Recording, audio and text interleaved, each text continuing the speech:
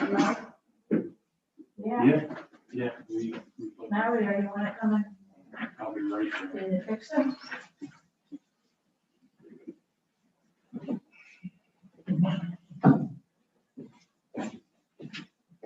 Just got this back, should I hit live? Who's here? There you go, she's back. I think she has some, I didn't get everybody that he had. I'm muted. The girls was doing.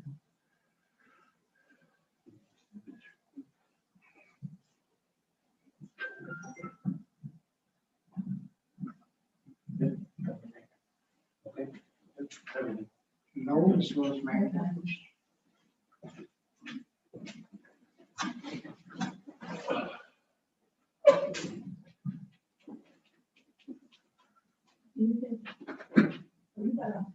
How come I'm not getting so many faces?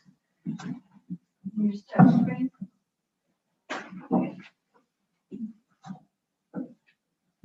They might have the camera shut. But then they should. I'm sorry? Then it should be. Yeah. You have everybody's face? Oh, I'm sorry, you're also pinned. So that's gonna keep you in the forefront, and when someone talks, then you'll pop up. What? It's a feature called pin, so that our faces are always pinned and then always in the front page of the Zoom for the phone. But she's got the other people. But I don't know. Yeah, and so It does. should be at the top. No. Nope, so does Dan, I don't know them. Yeah.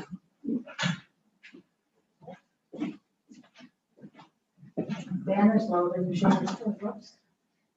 Jimmy's not on my screen. Oh, Yeah, her image is coming. there she is. Back and forth. She does not pinned up at the front.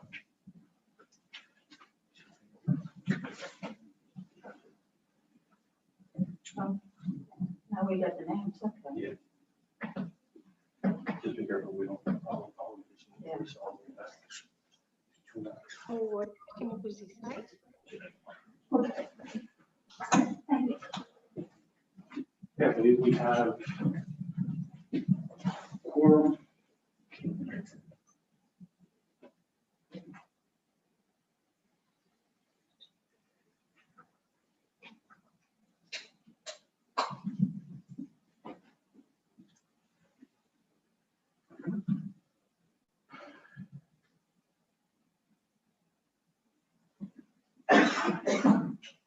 Mayor, it's 6:58, and I believe we do have quorum if you want to wait 2 minutes, or if you want to at least get started with the roll call.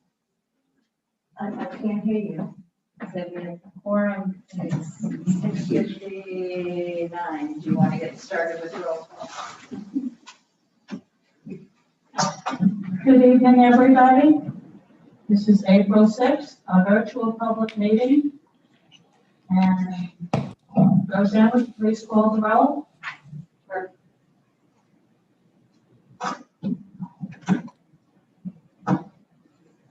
Mayor Coffey, Yeah.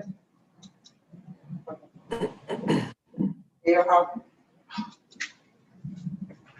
Okay. Yeah. This mic is.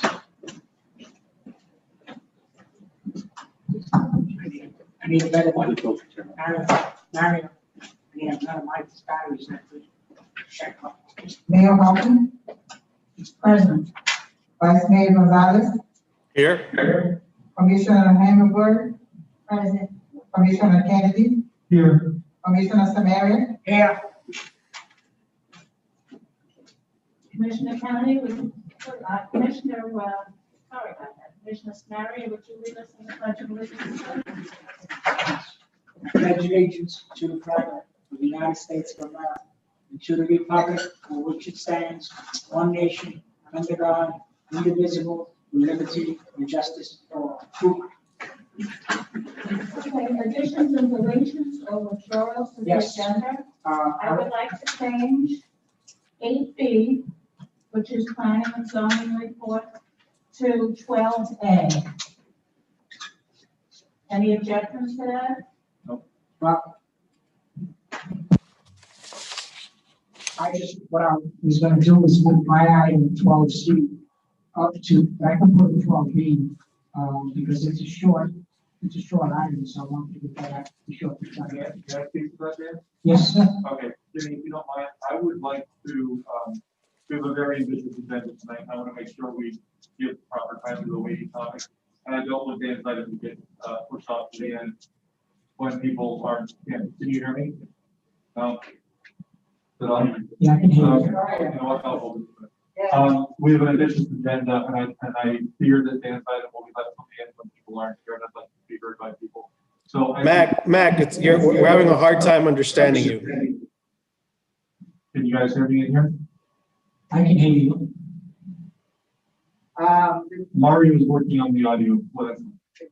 Is that better, Art?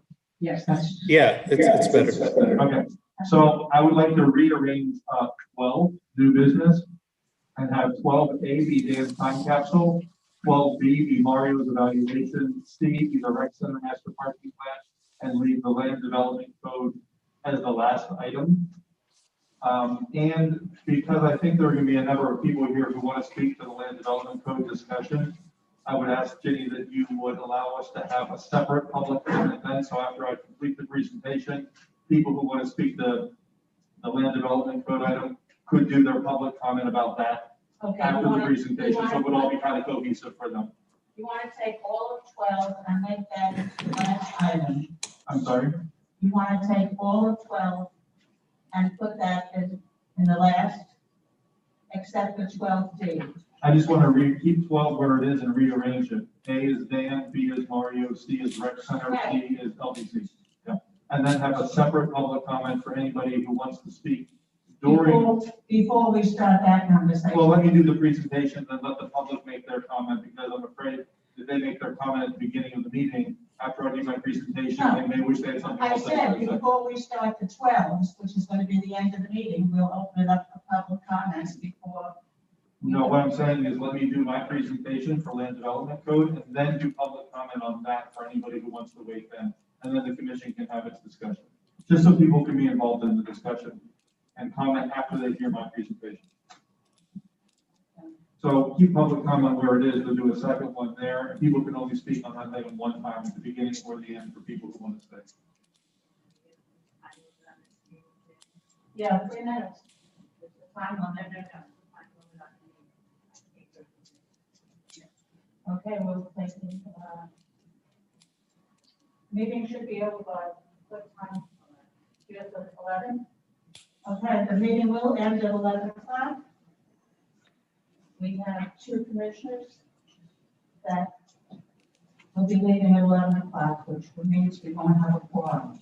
Sure we will. If 2 commissioners leave, it only takes 3 to make a quorum. No, but if 2 commissioners leave here. Sorry, you're right. Can I ask again the request, Mayor Hoffman request to change 8B to 12A? Roseanne, let's use the mic. I can't understand. Oh, I'm so sorry. Commissioner Kennedy, I understood the order of item 12 discussion. So it would be Commissioner Samaria's time capsule first, the manager's evaluation second, the rec center discussion third, and the land development code last. That's correct. And, Is it, Mayor, you said you wanted to have something to check? What was your item? I'm sorry?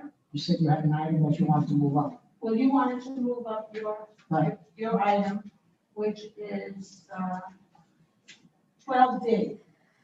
We'll put 12D. Commissioner Kennedy request to move 12D to 12A. Is that correct? How about we put 12D as in David after the village commission reports? I don't think there are any. No. Keep 12 exactly where it is. There are 4 parts of 12. I'm merely suggesting we rearrange the order of them so Dan gets to go first. You want Dan to go first before the 12s? On 12, first of 12, So what it'd be 12D would be 12A. yes. And then, We're gonna do those last. So Commissioner Samari, you don't have any request? that was, thank you, Commissioner Kennedy. You're welcome. Okay, okay, we move all of the 12 to the end of the meeting. And, does everybody approve? So we need a motion to approve the change from the I agenda. make a motion that we approve the agenda as amended. Second. All in favor? Aye. Any opposed? Okay, the next item on the agenda is the proclamation.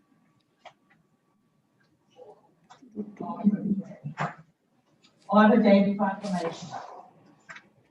Whereas in 1872, J. Sterling Morton proposed to the Nebraska Board of Agriculture that a special day be set aside for the planting of trees.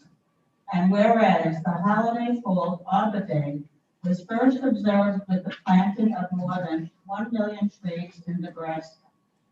And whereas Arbor Day is now observed throughout the nation and the world. And whereas trees can reduce the erosion of our precious topsoil by wind and water, lower our heating and cooling costs, moderate the temperature, clean the air, produce oxygen, and provide habitat for wildlife. And whereas trees are a renewable resource, giving us paper, wood for our homes, fuel for our fires, and countless other wood products. And whereas trees in our village increase property values, enhance the economic vitality of business areas, and beautify our community. And whereas trees, wherever they are planted, are a source of joy and spiritual renewal.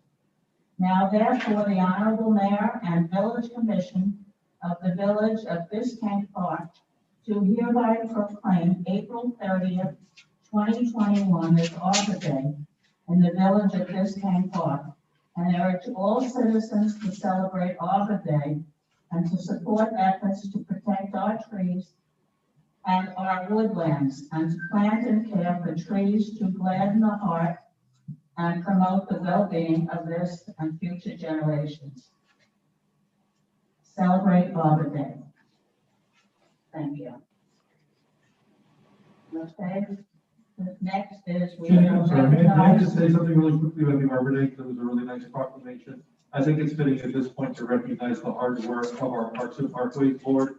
In the past 2 years, they have added 120 trees to our beloved tree canopy. And I think in honor of Arbor Day, we should call out the Parks and Parkways folks for the hard work they've done in that regard. Thank you. Yes, I'll second it. thank you, Paul from Parkways. Okay, we're recognizing Mario Diaz, our manager. Sure. No, it's okay. I was asked by Vice Mayor Gonzalez, to see if there was any type of recognition that we can give a group of, young children who really took it upon themselves to do some volunteer work, within the village. So we have Leonardo Ortiz, and I apologize if I say that, misconcept Leonardo, with his parents. And essentially the project started over the Christmas holidays, while the family was on vacation in St. Augustine, and having lunch at the museum up there. Leonardo just began, must have been inspired, began to write a menu for a little banquet at a market with his own logo and name and various prices, wanting to foster the creativity and being very proud of their son. They began working with Leonardo to do something as a fundraiser. They decided to do a lemonade stand to raise funds for the Humane Society of North Miami. And during this time, in the preparation, a lot of Leonardo's friends wanted to join in and help as well. So they made posters, they made menus, they took the cue from Leonardo, really led all the efforts. And they were able to raise over $440 for the Humane Society of North Miami. With that, we have in the group Leonardo Ortiz, Sebastian Ford, Kay O'Neill, Elliot Magnoli, Alessandro del Castillo, Massimo Magistri, and David Mancuso. Many of these are residents of Biscayne Park, and some are friends And so with this, we are recognizing the group for their efforts of volunteerism. And we do have Leonardo with us today, if he would like to say a couple words. You're invited, sir. You want to Hello. say something? Yes, hello, Leonardo. Thank you. Yeah, it's a little shy. No worries. Thank you so much for volunteering and fostering a community of volunteerism here that we have in the community. Congratulations, Leonardo. Good Great job. job. Congratulations. Thank you for the gluten-free muffins, by the way. Ay, forte, Moretti. Thank you. Thank you. Thank You're you. very welcome. Thank you. Okay, I'd like to open it up to public comments related to the agenda items with welfare. Public comments, let me see. Please raise your hand if you want to speak.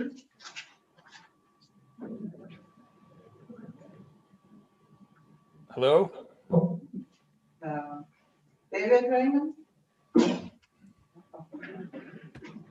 David Raymond, you are muted. Hi. Am I unmuted? Yes, you are. Great. Go ahead. Good evening, everybody. A few things on the agenda. Horrible. The first is on the dogs. So to rework the current language that we have. I'm sorry. Stop. I can't understand anything, guys. They're going to adjust the sound. So Take it out, yeah, hold on. okay, speak now. Right now, Or is that from your end? right now. Hello? Is it still echoing? Just a second. No, it's not echoing here. Okay, try it now. David, try it now. He can't hear me now. He's frozen. Yeah, maybe his internet's not working properly. Or talk, David, or talk, just to see if I can hear you. Can you hear me? Yes. I hear my echo. It's really weird. I've never done that before. Yeah, yeah. David, can you hear me? yeah, it's frozen. Okay. Can I see somebody? Matt Bractor is ready to talk. David, maybe, okay. He went off. Matthew Wax is ready to talk. Who? I'm Matthew sorry. Bractor is ready to talk. Matthew? Hello, can you hear me? Matthew, yes. Yes, I brought up two issues about 3 months ago. And I wanted to get a follow-up on those regarding the median on 121st Street and the abandoned house on 121st Street and 8th Avenue. Okay, could you refresh our memory what you? Absolutely. I can hear an echo. I hope you can hear me okay. I can hear you fine, but. Great. The median in front of my house is being driven over, and it's a very dangerous situation with people cutting over the plants and the shrubs. It's unsightly, and it's just not safe. Also, there's an abandoned house on 121st Street and 8th Avenue. It's been that way for at least 3 years. I brought it up at the meeting about 3 months ago. I wanted to see what the officials are doing about it. I don't see any code people on tonight. We have Mario knows about it. Yeah, with regards to the B house, that is in the process of foreclosure. The city, unfortunately, the only thing that we could do is continue to fine it. We won't be able to move forward with anything unless the village commission is willing to spend over $40,000 to knock that down, but then there's no guarantee that the village will collect that money back once the property is sold. May I ask you a question about that? Of course. Do we then take control of the property? No, No, okay. so bank owns first rights. Okay. And there is a lien on the property already. I believe so, yes. Because that building, I haven't lived here for 5 years, Judy, I think it's been at Oh, it's 20. been vacant since I moved here in '96. Okay, so it's been vacant for going on. It is an unsafe structure. At one point, the property owner did take out permits in 2019 to try to rehabilitate and then just stopped. The property owner says that they don't have any money, so. So the bank is first in line, and we would be second in line behind the bank. It depends on how many you guys need. And it would cost us 40,000. Do we get quotes? Do we get demolition quotes? No, that's just to take it to the board in the county, for the county to then approve, the city to not get it. $40,000 is what it costs us to go to the county and have that conversation. It's a very long process, yes. And then we would also, on top of that, have to pay for the demolition itself. I believe so, yes. So it's $40,000 fee, and then a demolition fee on top of it. Good grief. Is there any possibility of placing a lien on their personal property for this? You can only place the lien on the actual property itself. You can't place a lien on something else they own? Okay, so What about? With the rest of the medians, we are talking with North Miami, as to seeing what kind of agreements we can come to, because we share that roadway. The options that we have, which I don't recommend, is just put up wood stakes. Those can easily be moved over time as well, and it's very unsightly as well. So you would want to have some type of landscaping planning for the median area. And we would have to kind of go through a process, but it also comes down as to, is the village willing to take on all of that maintenance while North Miami, which is a much bigger city with much more funds and much more resources, does nothing. And so I try to engage with the new city management that they have over there, so that we can work on that and many other issues that we share. Okay, Matthew, you can see that we are aware of what's going on there, and we're doing the best. And we'll keep trying. Thank you. Especially on the median. I don't know what we'll ever be able to do with the house, but we do know about it. Okay, but keep on us, it's okay. Thank you, will do. Anybody else want to speak? Jenny Anderson? Thank you. I just want to confirm, will we be able to speak to the land development code later when it's presented? Okay, so I can skip that now. Yes. Going to parking at the rec center. I really would like, there's a lot of feedback. I really would have liked to see the village lead by example and have straightened out the parking situation and installed proper parking a long time ago.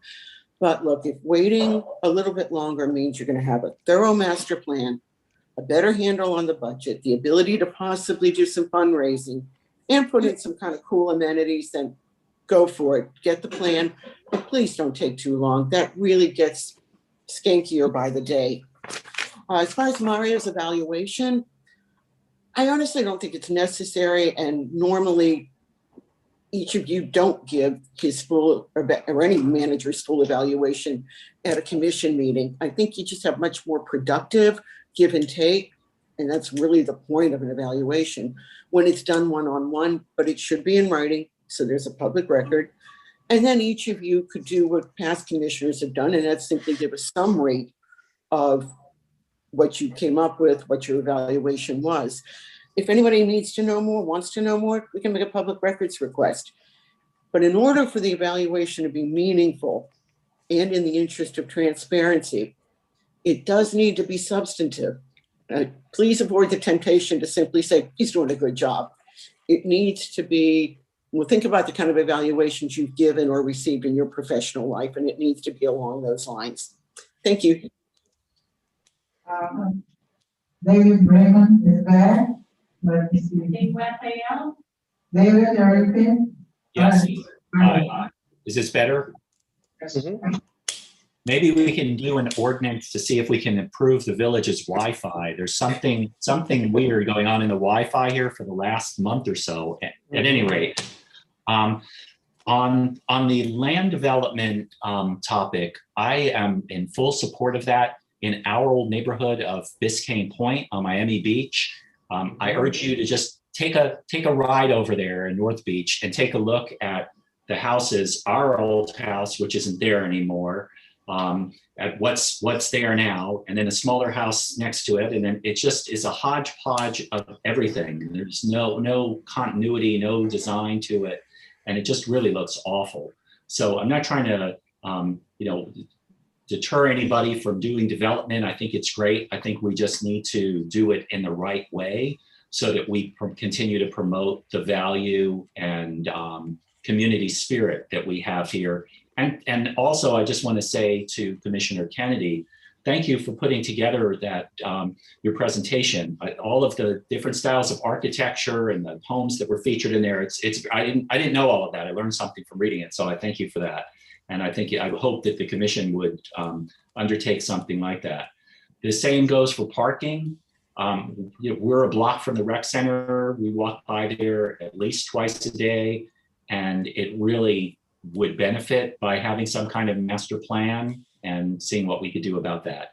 I know that the dog issue is an ordinance, but just in case I'm not here, I get shut out again on the dog issue.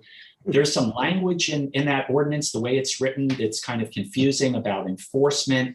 They talk about enforcement, and it talks about some item 14F or something. I'm sorry, I don't have it open in front of me, which I'm not sure where that relates. And then it talks about parks, and throughout the document, it says parks, but then it says it's really talking about the rec center. From what I understand from my history on the Parks and Parkway Board, all of our medians, all of our large medians are actually designated as parks. So I think maybe if that ordinance is in fact focusing on the rec center being a park, that maybe they can narrow the language down to refer to that instead of saying it's all the parks and it's the medians, but not this median. It's just kind of confusing in there as to how that's worded. So anyway, thank you very much. Thank you, sir. Raphael Chiardi? Good evening. Thank you. You're able to hear me without echo? Yep. Okay. Awesome. Good evening, Mayor O'Halpin, Vice Mayor Gonzalez, Commissioners, and village staff. As the Vice President of the Biscayne Park Foundation, I'm very pleased that you'll be appointing additional board members this evening. I take this opportunity to remind you that the Biscayne Park Foundation exists for the enhancement, beautification, and promotion of our great village. And per our charter, there's only one member of the foundation, which is the Village Commission, and that the best way to activate our fundraising capabilities is for you as a body to identify specific projects that you would like us, the foundation, to work on. So as we stand ready to support, and thus we stand ready to support any initiatives that the Village Commission deems to be good uses of our time and talents, in particular improvements that might be identified this evening, such as projects identified under the agenda items for Recreation Center Master Parking Plan or the time capsules. Thank you very much. Thanks, sir. Thank you. Bobby Anderson? And we just have, sir, please. Okay, There you go. thank you. I'd like to go ahead and commend the police department for giving a full report on the crime statistics and traffic citations. It was very, very informative. And I'd like to commend the manager for having the freebie meeting and explaining to us what that was all about. And I really can hope that we were able to do that, where we go ahead and have a kind of a ride share for Biscayne Park residents. And I think that that would be a smart thing. And also, I like to hear a little bit more about the dog in public areas. We do have a lot of loose dogs. We have to have, even where I live, almost every day there's a particular dog that has a collar, that runs loose, gets rounded up. They must live, the dog must live near here, but it's out all the time. It's a very large dog. And we definitely need to be doing something about having these dogs running loose or people just walking their dogs with no leash. So, and the rest of the stuff that's already been reported, I'm all for. Thank you very much. Thank you, sir. Is there anybody else? Mayor, I don't see anybody raise their hands. I want to Brian? Please call. Brian McNulty? Good evening, Brian McNulty, 1008 Northeast 116th. I don't think I have anything new to add to what's been said. I'll just kind of add that I also hope that we get to talk about the 12, the things in 12, the land development code. I hope we get to have that conversation, or to get that conversation started. I also like the time capsule idea and getting things kind of ready for Biscayne Park's 100th anniversary. I think that's pretty fun. I think the thing that I like the most in item 12 tonight is the rec center master parking plan. I absolutely urge that we get that done. I mean, it's a shame what it looks like there. And then I'll echo Bob Anderson's comment about thanking the manager for the freebie event with that free ride sharing program that we could get, which uses and unlocks some of the CITT funds that are ours to use. So I think that would be excellent. Thanks. Thank you, sir. Thank you. May you have a Manuel Ortiz? Yeah, just a quick question. Am I supposed to express my opinion regarding one of the items for the agenda, or just wait for that item to get discussed? Is it on the building, number 12, the 12? Yeah, regarding 12. I'm sorry? Yes, regarding one of the items, number 12. Okay, yes, we're gonna open that up later. Well, Jenny, not all items in number 12. Sir, which item specifically do you want to talk about? I'm sorry? Yeah. Which item specifically in number 12? Is it the land development? Oh, regarding 12A, the setbacks on the land development code? Yes, that will wait. That'll wait? Yes, sir. We'll take your comment when we talk about the item. Okay, is there anybody else that wants to speak on? If anybody wants to speak, please use the raise your hand on the Zoom. Okay, we'll close public comments. Does any of the commissioners wish to answer any of the comments? I just have a comment. There's a couple of people that sent emails that would like to have their emails read into the record. And I think that it's 3 or 4 of them, and I believe they're all related to the topic 12A. So I just want Roseanne has them. I just want to make sure that we get to them. Yeah, I received 2 emails, one from Dana Shepherd, and another from Barbara Watts. I don't see the third one, Vice Mayor. Okay. Okay, from Ms. Shepherd. Yes. Ms. Clerk, I'm sorry, are those related to the land development item? Yeah. Would it be better just to read them at that item then? Yeah, that's fine. Yeah. Yeah. Barbara Watts is the same, let me see. Aren't they all? Yes, the same issue, yes. Does any of the other commissioners have any comments from the comments? Yeah, I just like to, I'd like to see if there's anything we can plant on 121st or anything we can do in the median to keep that from being driven over. We've done that at other medians. I know we share it with North Miami, but if they're not going to do it, I prefer them to do something rather than nothing. Absolutely, I'll take a look, see what's available to us, and even work with Parks and Parks. We do have money in the budget for that. We have plenty of money that we have not spent. Don't we? I believe the planning, I have to take another look at the budget. I believe that money is for the planting through the grants. I'll help you donate anything. Yeah, As well, I'm sure the Biscayne Foundation offered some towards the need, so. I'll get back and I'll let the commission know exactly what we can and what we can afford and what we'll be doing. Okay, we're going to Hold the, on. Say that. What, the 121st Street meeting, suppose residents want to, if it's in front of their house, take care of it. Will the village allow that to happen? It's not traditionally been allowed. No, I understand that, I know. In the past, when it's been allowed, we end up with a mismatch, so I'd rather that we address it as commission.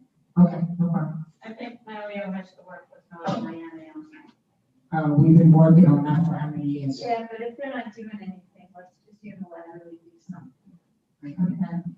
Only one. Eight B was changed to 12. Well, Jenny, I'd like to make a Ed, do you have a report you'd like to give us? Jenny, Yeah, the commission has comments. I didn't have a chance to say something. I want to say something for my comment. I've been watching code compliance meetings for a while. And Mario, we seem to have an ongoing issue. Well, I support code fully. We seem to have an issue with people's homes being cited for violations that they're saying. We're there for, have been there for years, sometimes decades, and we're there when they bought the house. And I think we might need to have a conversation about that with the commission, and maybe next meeting, you could have code here to explain what's going on, because I'm seeing lots of people in these meetings saying things like, I've lived here 20 years, and that was there when I bought the house, and now you're coming, I know, and now you're coming to us. Unfortunately, they buy the house as is. Well, and it's now, outside of code, we still have to enforce. Okay, but the house is being inspected by the village before they buy it. Not for code, not to see that everything is up to code, the reoccupancy, which is in the code. Okay. And the charter only accounts for running water, running sewer, and making sure there's no illegal additions or rooms within the home. That's all they're checking. They're not checking to see that every code within the city charter is being met by the problem. Well, we don't need to have the conversation now because it's not on the agenda, but I think it's worth having a conversation about, because I'm watching these meetings and these people are so flummoxed by the fact that all of a sudden, after living here all these years and buying a house with something on it that's been there for decades, all of a sudden it's happening now. And I don't want to step on code enforcement in any way, but I think we need to fully understand that, and perhaps there needs to be some education to the community. Something needs to happen, because these people are coming in and their first indication that something's wrong is they're getting fined, not, hey, you know, they're being called part of code compliance. And so it's starting as a code issue. I'm not suggesting a fix. I'm just saying, I think we need to understand that and perhaps communicate better with residents, because I understand where they're coming from. You know, they buy a house with a thing on the side of it, and there it's been for decades, truly, and they've gotten permits to do work on that thing. And the village has obviously been aware of that thing and issued permits for it. And now all of a sudden, we're up to buzz about something. And I just think it needs to be discussed. If there's not a solution for us to make something different, then perhaps we need to communicate something. You know, I'm all about communication. I think we need to do something. So maybe we could have a conversation next meeting about that, please. I think that what Commissioner Kennedy is talking about is really important. And also, based on last night's meeting with Planning and Zoning, now these folks are coming forward and asking for variances. And this is all going to be coming before us. So we need to get a handle on this, because I don't know what we need to do, whether it's part of the inspection before a house is sold. You know, we look at the code, any particular code issues and we bring it up or something, because there's a lot of people in the same boat, and it's going to become a huge problem for us. I just saw the other day, what was last night, I think, so 3 or 4 variances that are coming forward just on this topic. And we also have to be consistent with, because you know, the code board, you know, sometimes, you know, they'll okay something and then they won't okay something else. So we also need to be consistent with all of our residents. So this is an important topic, and I agree with Commissioner Kennedy. This needs to be addressed. On that same kind of line, somebody had recommended to me that if the code is going to do a sweep of the area for roof cleaning, maybe the village could put out a blast on next door, giving people like a month's warning that we're going to be looking at roof cleaning, or that we're going to be looking at a particular thing, so that people kind of have a heads up to think, oh, maybe I should take care of that now instead of waiting So that might be something we can look into as they're getting ready to do a sweep, that we can notify people a month in advance and give them some time to take care of that. The other issue that's taking place is there are violations for work without a permit. Can you hear me? There are violations for work without a permit, and they're basically saying to the homeowner, produce a permit, show us that you did this with a permit. And it was years and years ago. Well, the village can't produce a permit, but that's not proof that the work wasn't done with a permit, because there was a period of time when the village was purging records, and we don't have all the records for these homes. So it's not like we can verify completely that, you know, the work was definitely done without a permit. So it's kind of a he said, she said thing. And having been, I was attacked by code, and they came and said, you did work without a permit. And I keep all of my files. And it's only been 2 years. So I pulled the permit out and said, here it is. And they said, oh, we have it too. So I know for a fact that this can't happen. So let's not all pretend. I don't have any question. I have no reason to question the integrity of our code department. But it's happened in the past, and we need to be mindful that it could happen again and make sure we have systems in place to make sure it's all fair. That's all I'm saying. I think it deserves a look, because we're not completely clean in this either as a village. Okay, can we proceed? Okay, do you have a report that you would like to get then? No, please. The attorney's report. Ed or Valerie? Mayor, Commissioners, very quickly, with respect to our appeal of the FAA decision, we have been working with counsel for the other municipalities that have also filed appeals. North Miami, Indian Creek, Surfside, North Miami Beach, North Bay Village, and Bay Harbor Islands.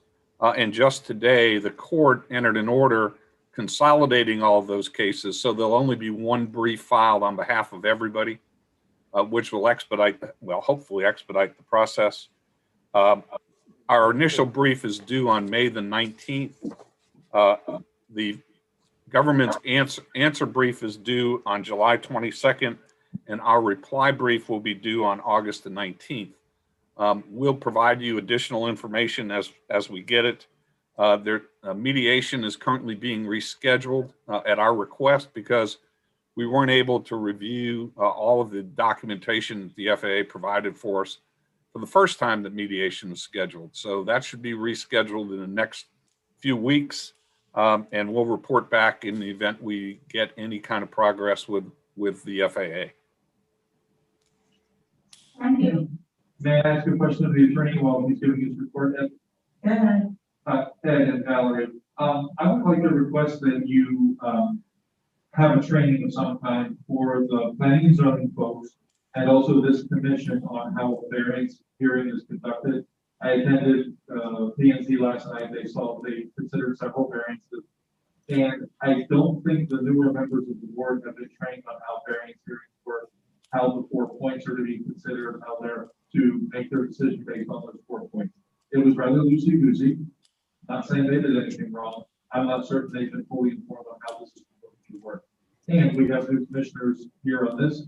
We have new members of this commission as well. And next week, we're considering our first variance hearing. And I just want to make sure that everyone has their ducks in a row on this, because variances are very serious. We're required to follow certain things. People put certain points. We make a determination based on what they present to us. And I've only done it, I've done it twice now, but they were spaced out over time. I would benefit from that as well. So I think in the interest of having the variance hearing go well next week, all the commissioners should be provided that information, have an opportunity to talk to you guys to make sure they understand it. And then most importantly, during the variance hearing, at some point, I would appreciate the attorneys making very clear how this is supposed to work. They're not meant to be arbitrary, emotional kinds of decisions. It's supposed to be based on fact, people meeting the 4 points of a variance. And I saw that not happen perfectly last night, and I fear that it may happen next week for our first variance hearing as this current commission. So I think the attorneys need to step in here and make this a fun process. Several months ago, you adopted procedures for quasi-judicial proceedings. We'll be happy to provide those back to you, but they're pretty self-explanatory. With respect to the boards, we'll get with the city manager and figure out what we can do on that. But it's kind of outside the scope of what our agreement is. Well, then, Mario, I think someone needs to make sure that the board members are clear on it, because I did not hear it explained to them last night. I don't think it went swimmingly, and I want to make sure ours next week does as well. It's only fair to the people are coming here following a proper procedure to make sure their variance are properly, and I want to make sure we're doing our job as well as we're.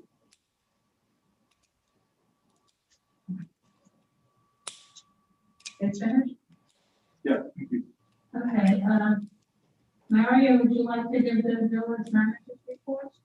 Yes, in your packet, I've already provided the various health needs. We have also kind of just jotted some thoughts down based on some of the priorities that we've been working on for the past 4 or 5 months. With regards to communication, Mario, we're having a hard time hearing you, brother. Sure. Is this better? Okay. So with regards to communications, I am in the process of working. I'm getting an intern through the College of Communications at FIU to see if we can get some talent to be able to assist with the communications of the village. I'm also working on the website, the job office, the agreement has been signed, and we are now coordinating with our first design conversation and all the background and everything that they will need to get underway. So that is starting as well. With regards to CITT, we did have a 3D event. I believe it was last week. It starts running together. It was very well attended. It's a great opportunity to use a transit component, which is needed per CITT guidelines in order to access other funding for other infrastructure projects. Rodeo Legal has been working and has submitted an initial draft of the 5-year plan for the CITT as well. That needs to be revised and sent over to them. So we're in the process with that. Today, I also attended a webinar, which is the first step in applying for and then receiving a grant from the Florida Department of Transportation. It would also help pay for services for transit services such as freebie. This would be a 3-year grant, which initially, I believe funding is up to $50,000 a year. And finally, on CITT at least, I am working on the interlocal agreements with the county. That needs to be reviewed by the county before bringing to the commission, which would then allow the county to then approve the interlocal and then get the freebie service started. So there's a lot planned, and we hope to have that service available for the fall of 2021. With regards to the budget, we do have several things, as I mentioned, coming through CITT, but Rodeo Legal is working on the capital program, which is including storm drainage and road repairs. We've already started based on the piggyback contract that you all approved last month. We've already had some sort of cleaning, as we saw prior to the meeting last month, but we are now going into a full project in which we'll have one of the vendors come through and do cleaning on all of storm drains. We'll also GPS locate those storm drains and put it on some type of Excel spreadsheet so that we can properly track them moving forward and know when they were cleaned. Most of that money is being used through the CITT allocations for cleaning and being able to maintain the roadways. Other storm drain improvements, we've reached out to the city of Doral, who has a contract that was publicly procured for the installation of some storm drains. So we're trying to work out the contract details before we bring it to you commissioners for approval for the beginning of construction along 9th Avenue and 15th or 16th Street. Other storm drains is going to be a little bit different because we don't have those plans already done as we do for that one section. So I am working to try to get those expedited as well. On a brighter note, with regards to the budget, one of the key things, I've had conversations with the local staff for Congresswoman Federica Wilson. She is trying to allocate for municipalities in our district for the potential infrastructure bill that the president wishes to push forward.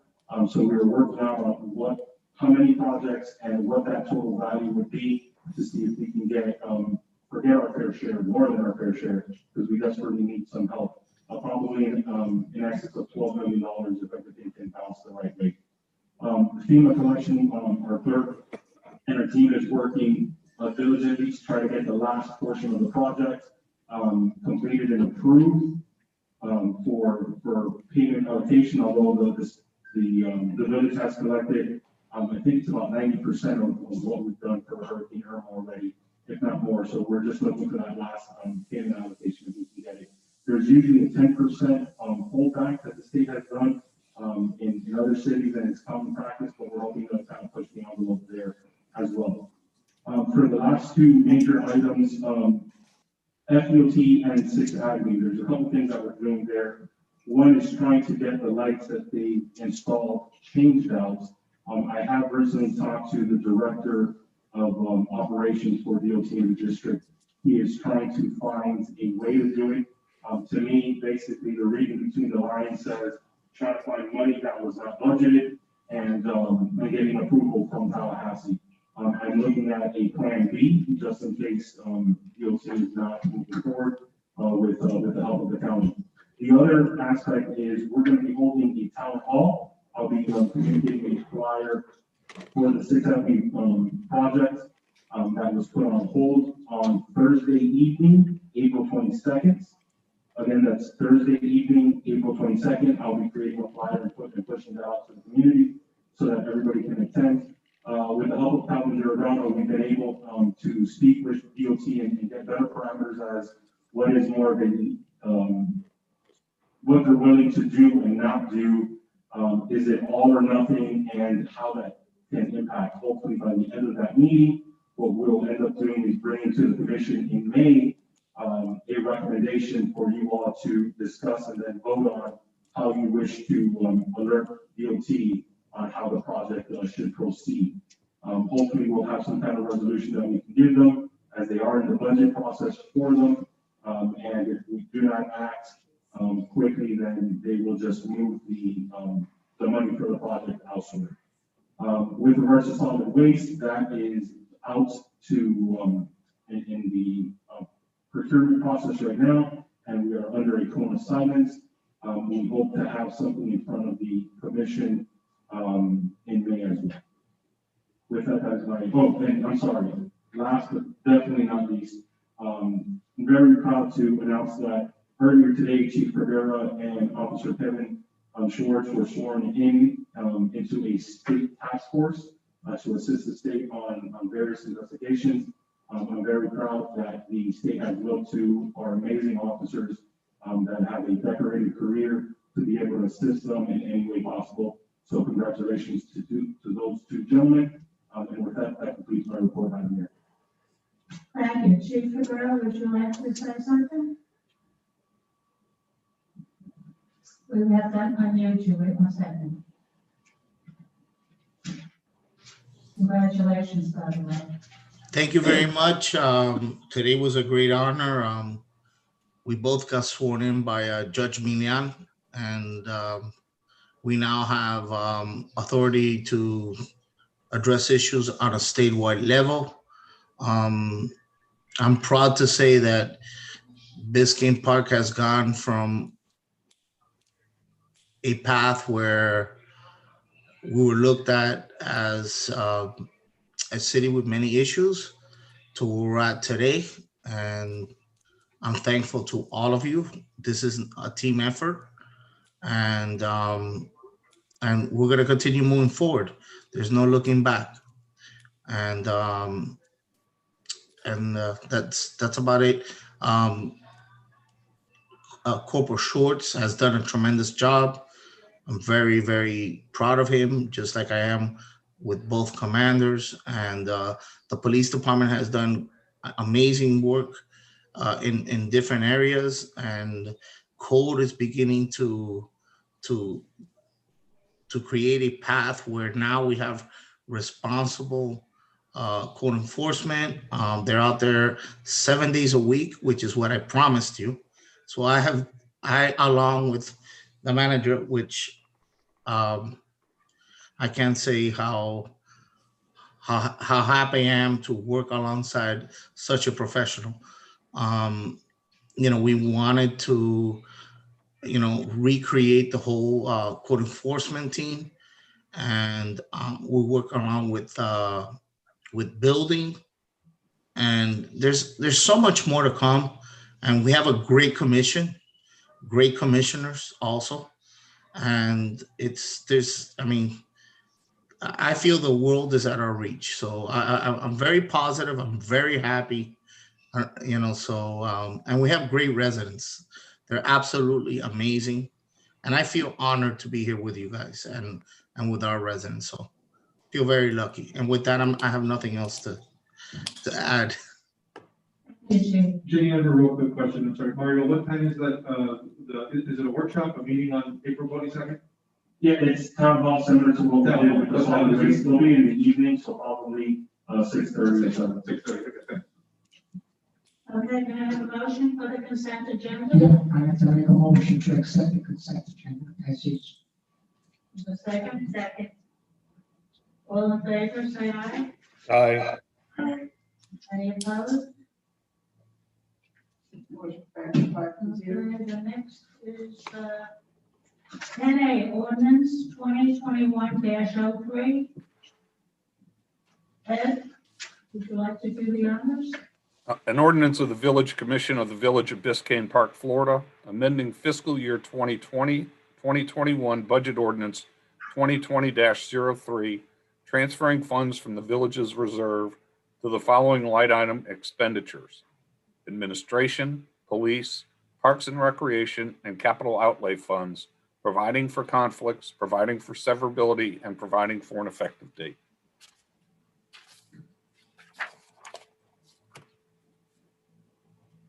We have, any motion on I'd that? like to make a motion to approve ordinance 2021-3, the budget amendment, second reading. Mr. Secretary, is there a second? Second. I'll second. When do we have public comment? You're right, Commissioner Kennedy. We should have public comments before. I make a motion. Okay, does anybody have any public comments to say on that? Motion second,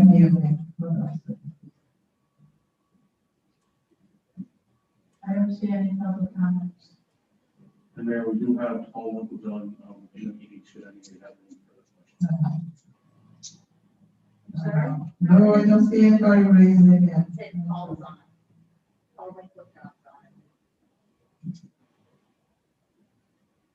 But the commission, Paul Winklevoss is on.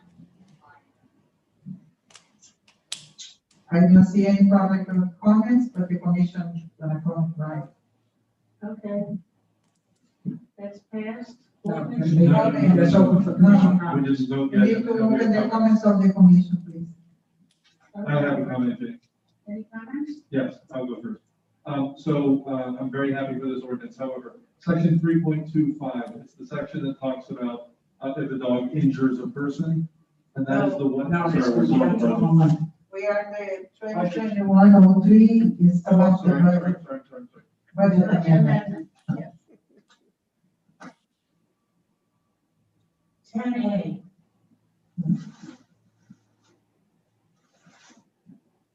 Budget.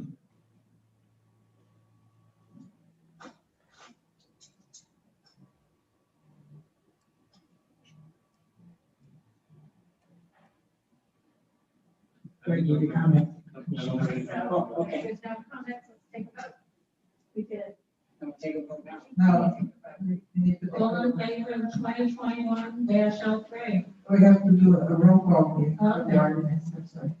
Roll call. Okay. Commissioner Samaria? Aye. Yes. Commissioner Hanover? Yes. Commissioner Kennedy? Yes. Vice Mayor Gonzalez? Yes. Mayor Hoppin? Yes. Motion passes 5-0, second reading. Okay, 2021-04. Please open your, Dogs in public areas, right? Declarations. may you need to open your mic, please? I'm sorry? Open your mic. May you put- Okay, Ed, would you like to read that? Thank you, Mayor. An ordinance of the Village Commission of the Village of Biscayne Park, Florida, amending Article 2, Dogs, of Chapter 3, Animals of the Code of Ordinances of the Village of Biscayne Park, providing for the regulation of unrestrained dogs, amending Article 3, Enforcement and Penalties of Chapter 3, Animals of the Code of Ordinances to increase the monetary penalties for violations of Chapter 3, and providing that unpaid fines constitute a lien, providing for enforcement, providing for rights of violators, providing for the payment of fines, right to appear, failure to pay or appeal, and the manner to appeal decisions of the Code Compliance Board, providing for penalties for failure to give accurate information or refusal to sign or accept a notice of violation, provided for inclusion in the code and scrivener's errors, providing for conflicts, providing for severability, and providing for an effective date. Thank you. Are there any public comments?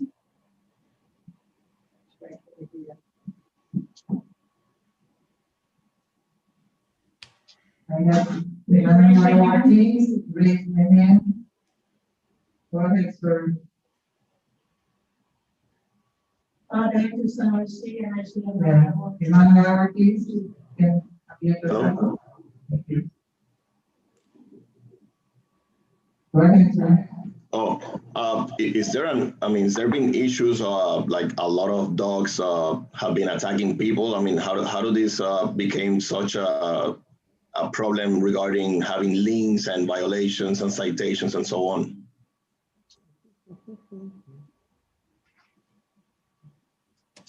I'm sorry. Any question? Yeah, I'm asking, like, why is this an issue? Has there been like many attacks on residents, on people having dogs without a leash, or is there been like I don't know, it sounds like having liens and citations because somebody's walking the dog without a leash. I mean, I've never heard of this issue. Chief wants to answer. Yes. Madam Mayor, am I allowed to answer his question?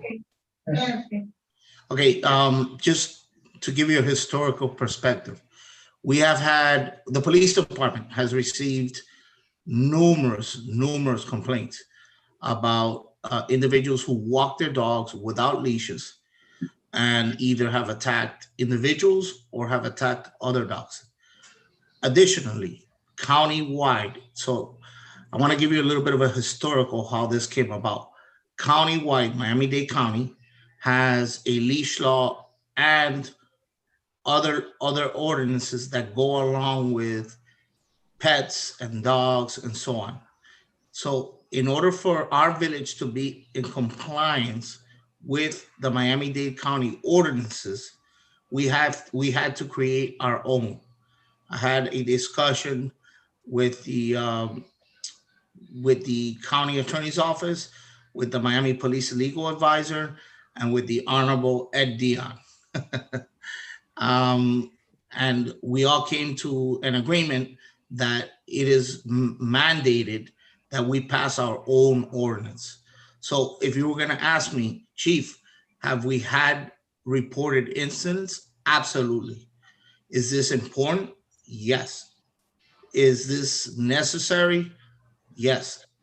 At the end of the day, public safety is utmost important. And you could almost see it on a monthly, maybe quarterly basis, where dogs maul children, they hurt elderly people, and actually their own owners. Okay.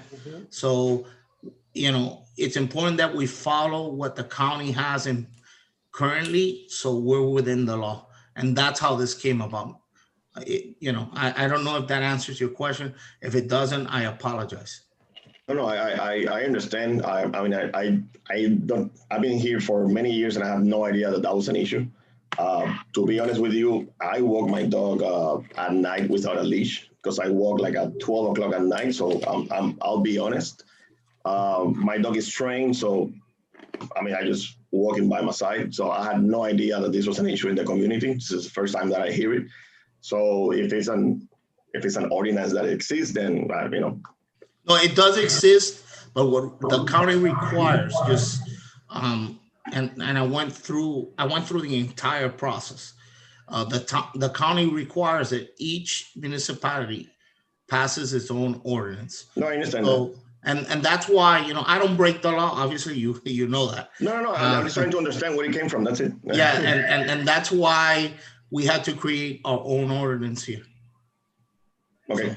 I mean, just making the liens sounds like a big issue. I understand the citations, so I understand. No, we're looking at and our attorney Ed can clarify that.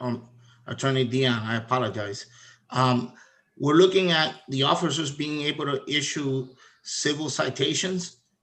Hopefully, you know, at the beginning warnings, because you know it's about people understanding, hey, you know, this is not allowed, and then eventually it'll be, you know, civil citations. I think where the attorney Dion, and he can correct me if I'm wrong, where he's heading is if it's a property owner and it's a consistent issue where on their property they're, you know, this is occurring, or they're, you know, I guess that's what Edward, how would that come about? I'm sorry. Mr. Ortiz, it only becomes a lien if people fail to pay the fine. So if people, you know, if people get cited, they go to the Code Compliance Board, the Code Compliance Board upholds the violation and they impose a fine. If that fine's paid, there won't be a lien imposed against anybody's property. It's only for those instances when people fail and refuse to pay the fines. No, I understand. It's just that it should be, I mean, I guess notified to all residents on a major way, because I've been here for a while and I've never had an issue, and I mean even the. Excuse me, Mr. Ortiz, I suggest you use a leash. I think Jamie Anderson is next. Bobby Anderson first, man. Fox first? Yeah. Mr. Ortiz, if you can just email us, and then we can carry on the conversation beyond here.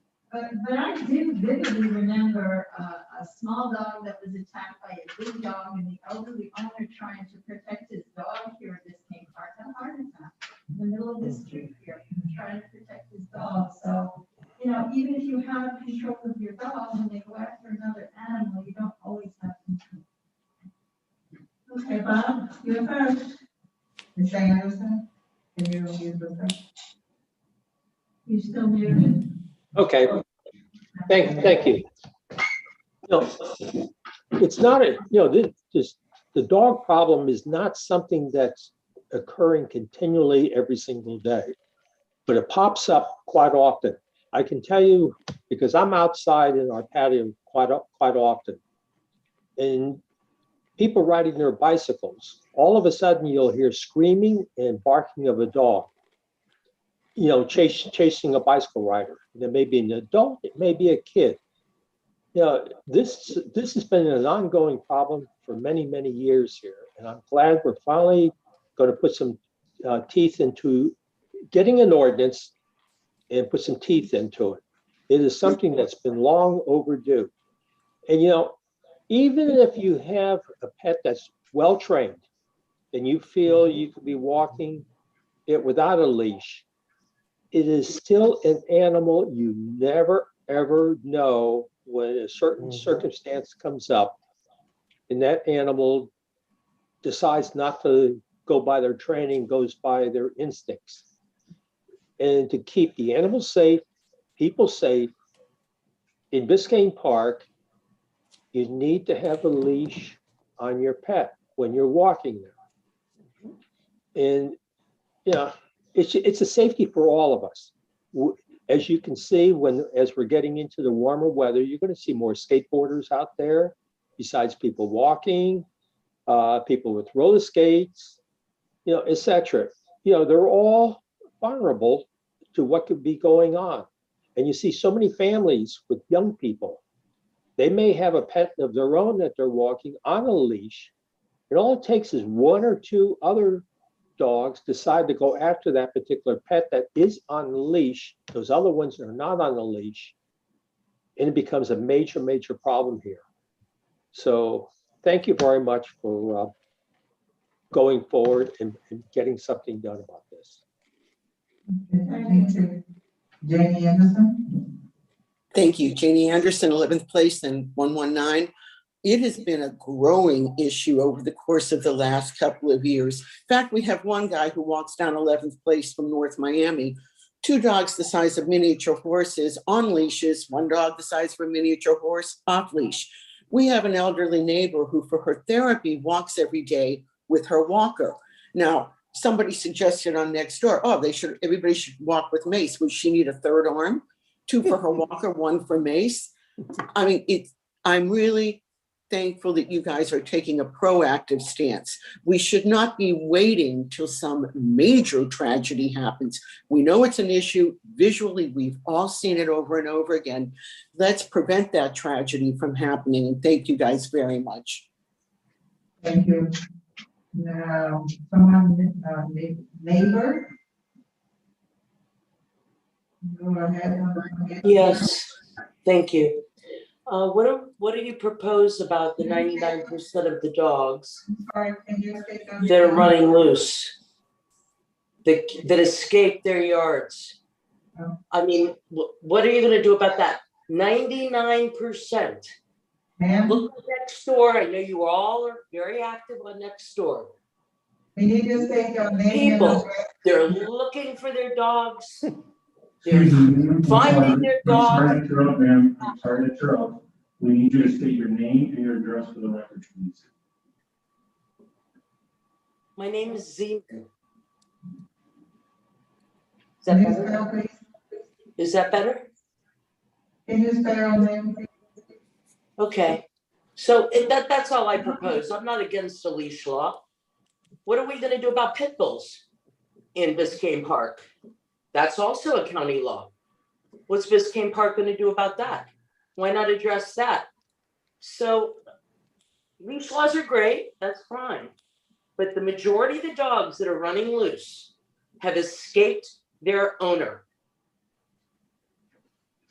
Just asking. Madam Mayor, let me just answer that really quick. Madam Mayor, let me just answer that really quick. So we currently, and actually I was texting back and forth now, I'm working with an attorney who's willing, that she lives in the village. She's willing to become the next crime watch person to take over from Chuck. Her name is Jill. She was recommended by Chuck. So we have a process in place when we get these lost dogs that we're able to pretty much address it immediately. I also work with the lead investigator for animal control and with their supervisor. And April 13th, I believe, I was telling the manager, we're gonna be able to send as many people from our police department as possible to a animal control and animal cruelty course, which will certify our officers in dealing with, with the pets and with the lost dogs and all of that. I'll tell you right now, we have in our possession, we have the same thing that animal control has. One of those things where you're able to hold the dog. It's a pull, it's like a pull rod, almost like a fishing rod. And we have also a chip reader for those dogs that are lost. So we do everything we can to identify the owners. Obviously, it's, one thing is to have a dog that's being walked without a leash and becomes aggressive with a dog that's, Thank you, Chief. That's lost. So, but we have addressed that in the past and we're very successful. Behind the police department, we have a cage where we can hold the pet if we find an animal that's lost, and we have food at the police station, and we're able to feed it and give it water until we get animal control there. So it's not an issue that's uncommon to the police department right now. Okay, are there any other comments, or can we call a vote? No, you have to make a motion first. I'd like to make a motion to accept ordinance 2021-4, code of ordinance, dogs in public area locations, first read. Second. Okay, want to call the roll? We have a discussion first. This is the first time we're seeing this ordinance. Yeah, need a discussion. Need a discussion. Okay. There you go. Yes, okay. First off, I support this. Dade County has an ordinance, and either way, we have to follow Dade County's ordinance.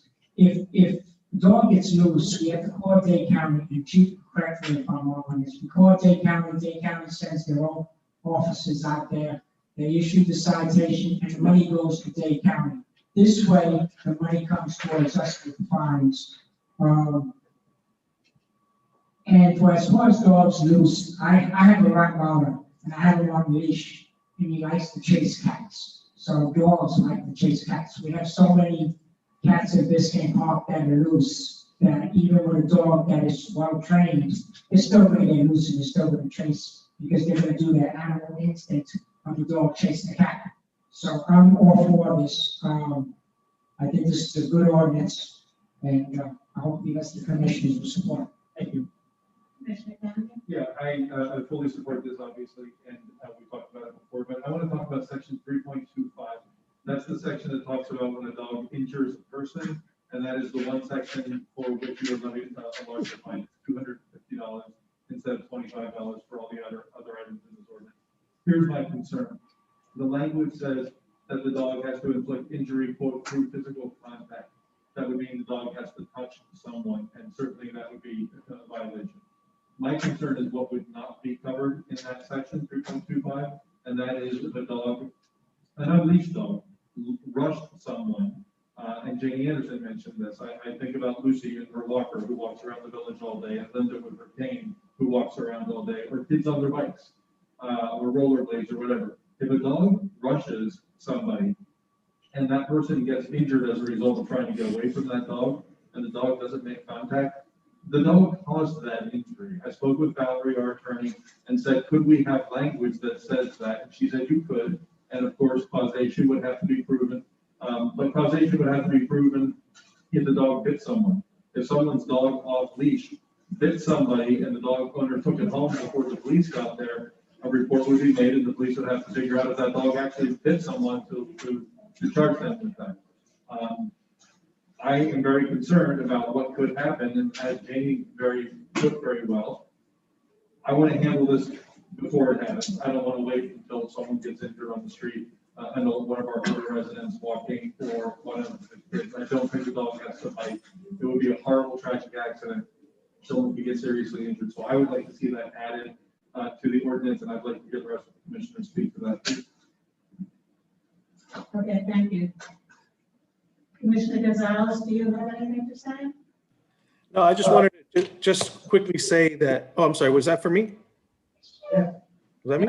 Oh, okay. No, I just wanted to say, as far as the dogs that go loose, I mean, obviously, there's some common sense with this ordinance, right? And, you know, there's a lot of very responsible pet owners that their dogs do escape from time to time. It's happened to me. We have 3 dogs. I had a beagle that was an escape artist, and she would like to walk down the bank of the canal. But then there's some irresponsible owners also that have a consistent problem with dogs escaping all the time, and this is quite evident, right? So I think that there's just some common sense in this ordinance, and I think what the chief was also saying is, you know, this is really applying more to people walking their dogs. Especially, you know, without a leash. So that's all.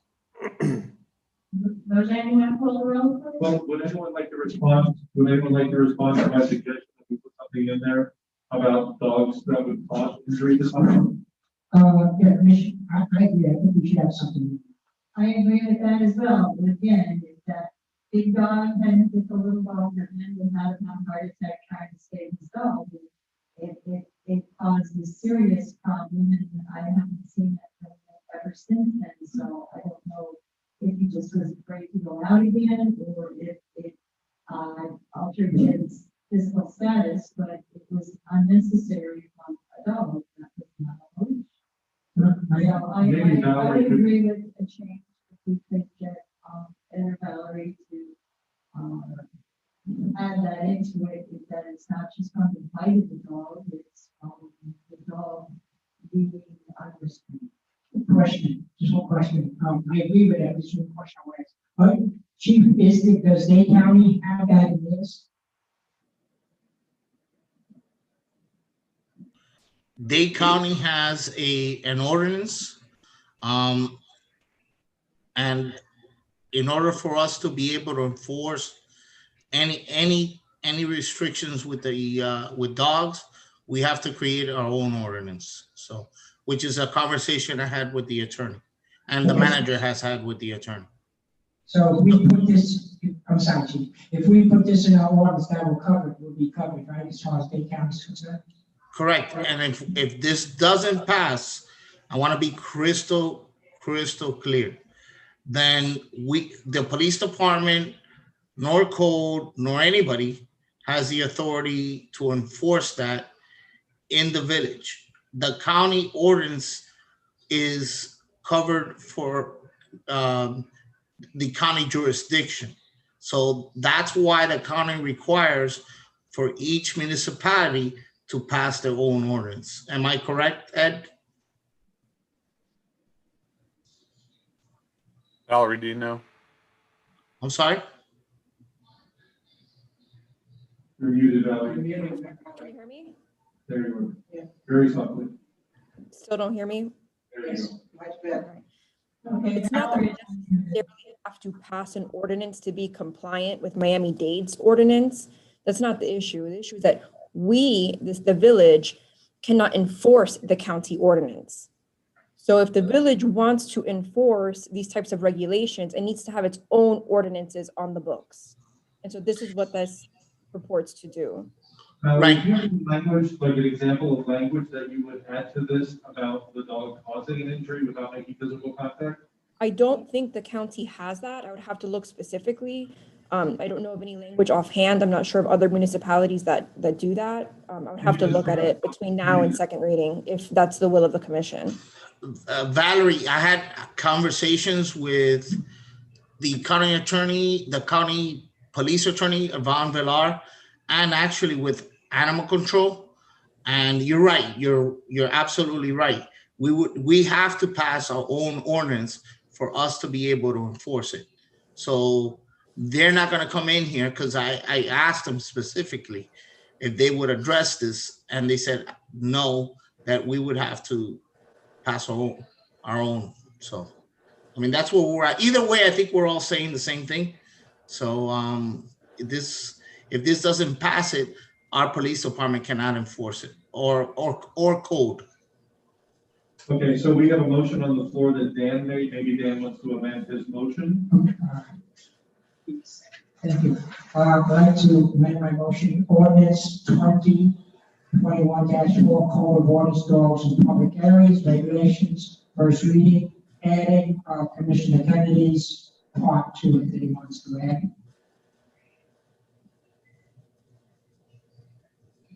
That would be in section 3.25. Thank you, section 0.325. Repeat that, please. It would be added to, it would be language added to section 3.25, where it talks about dogs making physical contact, and Valerie can rework that language to cover what we intended it to cover. Okay. So if someone needs to second that motion, does it need to be the same person who seconded it the first time? Be happy to. Second. Take a roll call. Do we still vote for this? No, vote. Reading? Yeah. Joseph? Okay, Commissioner Samari, Yes. Commissioner Hannaford, Yes. Commissioner Kennedy, Yes. Vice Mayor Gonzalez, Yes. Mayor Hopkins, Yes. motion passed 5-0, first reading. Thank you. Okay, now we have, 3 resolutions, appointing code compliance board, planning and zoning board, and Biscayne Park Foundation members. Jenny, may I ask you a quick question about this before we start on the first vote? In the language of the, I don't have it pulled up in front of me, but it says that we have the right to appoint members and an alternate. Valerie, can we appoint more than one alternate to a board, or is it a singular alternate? If we have two people left over and we want to put them both as alternates, may we do that?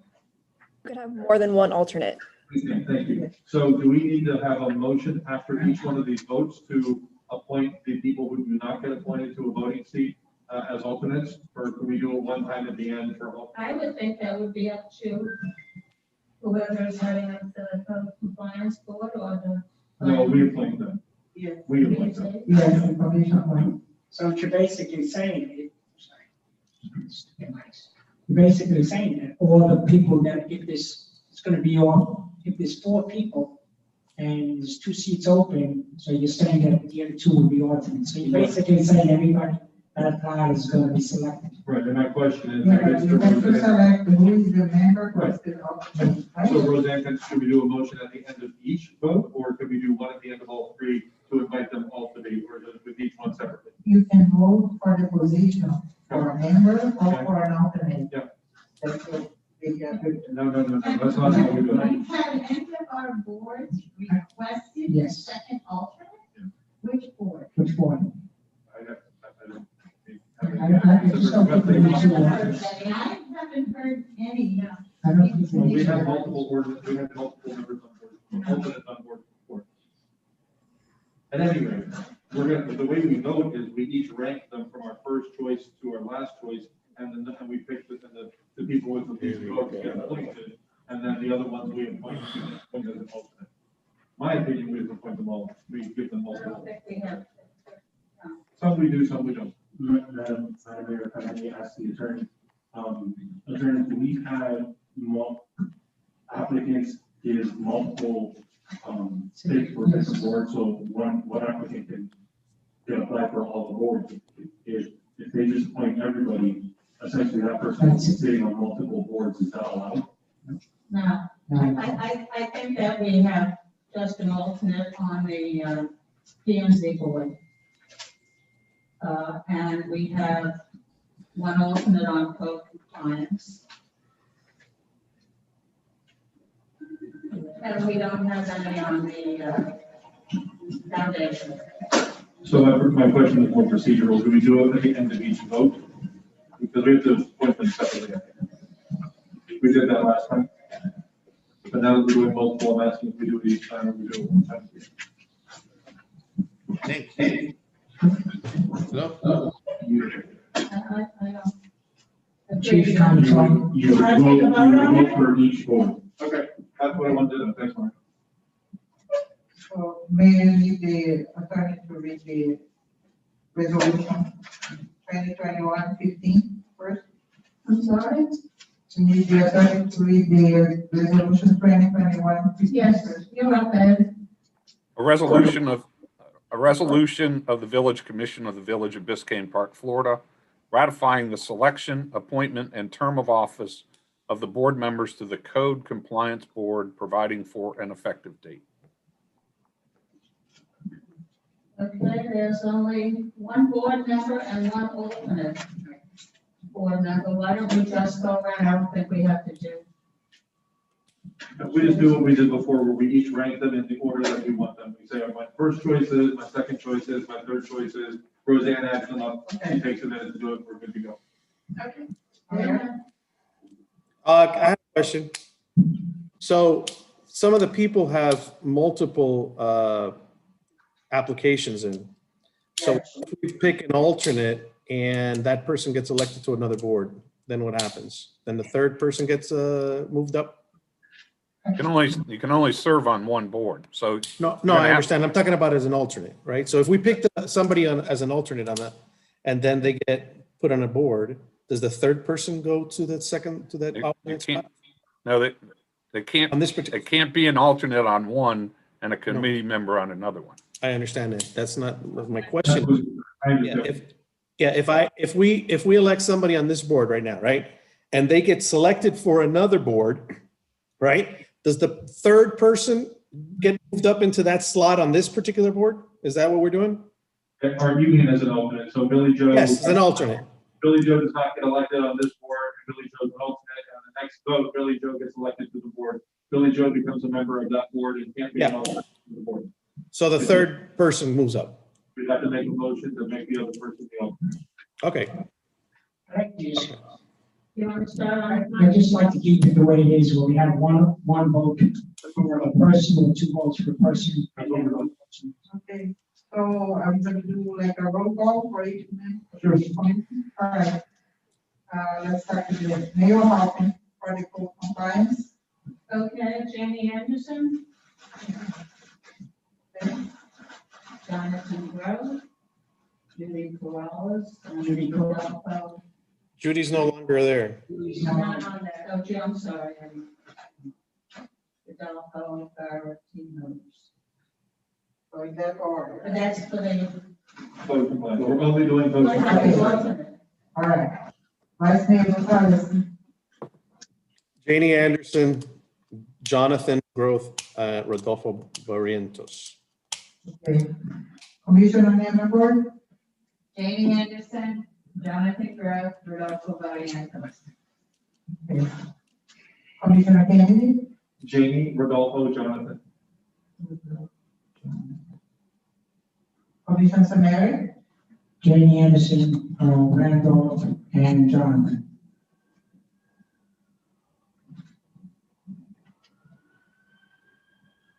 I just want to clarify that the member that is selected now for the code compliance, is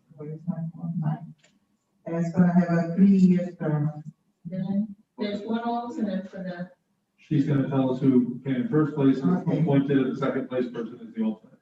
Excuse me? She will tell us, she's tallying it up, should whoever she picks first, names first, is on the board. I don't want that person that I picked for the compliance board as an alternate.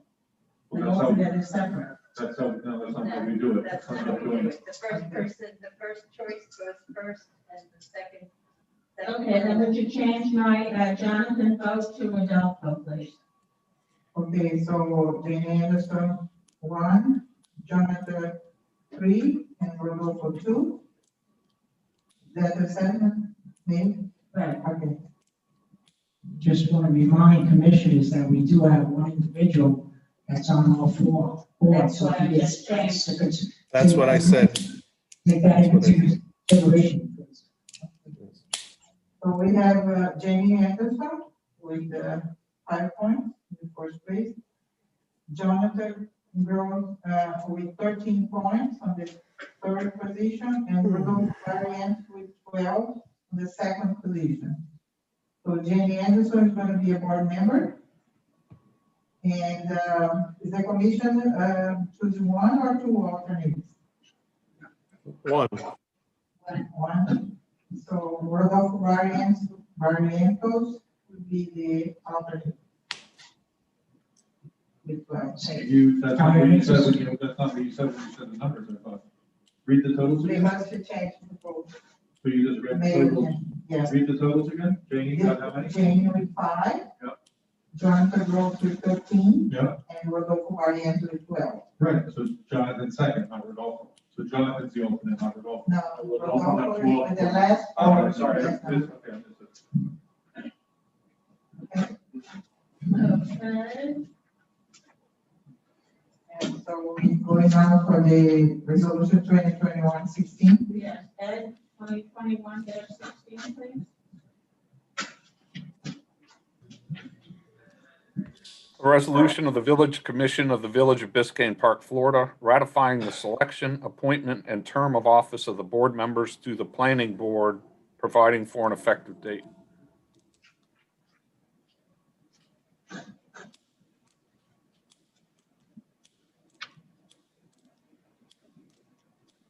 And do we need a separate motion for each resolution? Or just the vote is enough? Didn't understand that question. Do we need a motion, a separate motion for each resolution? Of course. Okay. We need a motion, second for the I make a motion that we appoint Jamie Anderson to the Code Compliance Board and Rodolfo Barrientos as. Approve the resolution. Okay. For the second, We need a motion to approve the resolution. okay. Which resolution are you on, Madam Clerk? Second, 2021-16. planning and zoning. I make a motion to accept the resolution 2021-16 appointments of the planning and zoning board members. I second. Okay.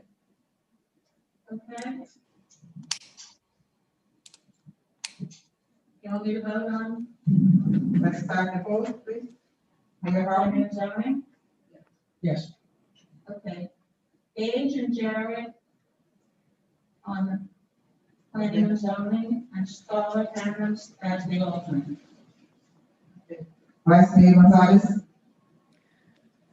Gage, Jared, and Scarlett. Commissioner Henderberg? Gage, Scarlett, and Jared. Commissioner Gannon? Gage, Jared, Scarlett, Jonathan. Not Jonathan, he's not on this. Okay. I'm thinking on the other one. Get the others, right? No, you didn't get on the other one. Yeah. You didn't get on the other one. Commissioner Henderson, please repeat your. Gage, Jared, Scarlett, Jonathan.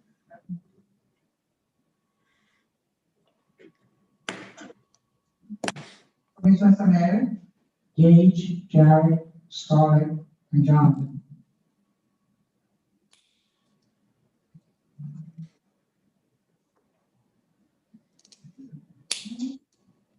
While she's tallying that up, I want to say something about P and Z. We had a 14-year member of the board retire a few weeks ago, Doug Tannehill. He served with distinction for 14 years on that board. He did a bang-up job. He's a great guy, and he stepped down. So Doug Tannehill is no longer on P and Z, and I just want to recognize Doug and thank him publicly for his service on that board. Commissioner Kennedy, if it's possible, how many years you say he's on, 14 years? I asked Doug how long he served, and he told me 14 years. Manager, is it possible that we could make us manager? We should Make have a a certificate. put that on the agenda. Yeah, certificate and give it. I think that would be very nice. There, yeah. As a matter of fact, for 14 years of service, I think something nicer than a piece of paper might be in order of an engraved plaque from the Yes, I agree with thanking that. him for that. That's a really long period of time. That's longer than a lot of people have lived in this village. I was witnessed in a lot of meetings. He did a really nice job on that board. That's one acceptable plan, It'll be at the next meeting. maybe. Suzanne? Mayor Harbin, you didn't vote for Jonathan? Did you mention Jonathan? I'm sorry? You didn't vote for Jonathan? No. You can make him number 4 if you want. Okay. Vice Mayor Gonzalez, you didn't mention Jonathan as well? Number 4. Okay. Commissioner Henderberg, please.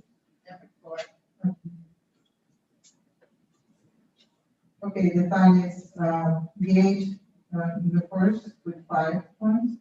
Jared Susie with 11, the second. And, Scarlett Hammond with 14, and Jonathan Gross with 20. So, who's the board members? Yes, we have Gage and Jared. And the alternate is gonna be 1 or 2? No, one. 1. Okay. So it's Scarlett. Scarlett, yes. Congratulations, everybody. Thank you. Okay. Still got one more foundation. Ed 2021-17. A resolution of the Village Commission of the Village of Biscayne Park, Florida, ratifying the selection of the board members to the Biscayne Park Foundation, providing for an effective date. We have a motion? Okay. I'll make the motion.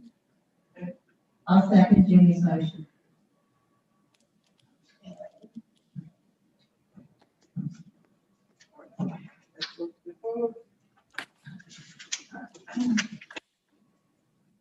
Mayor Harbin?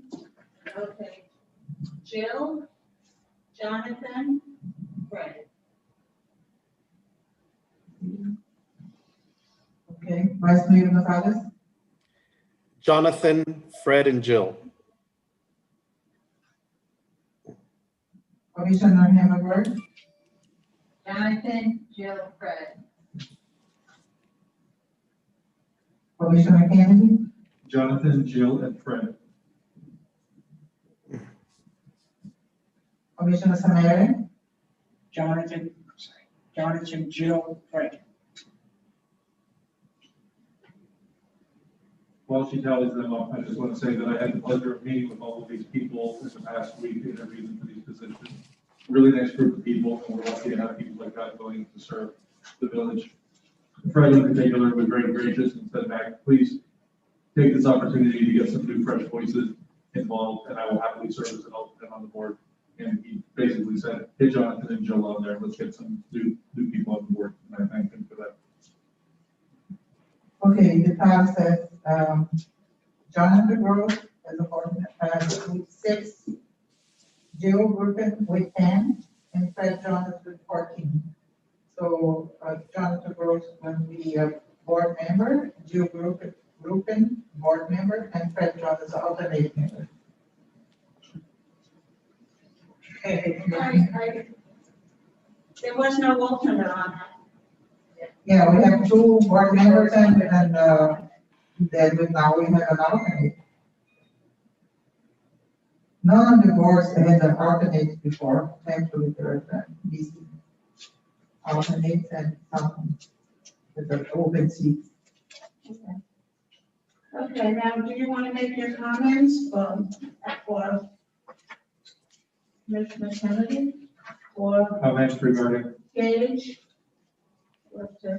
Or shall we let Dan?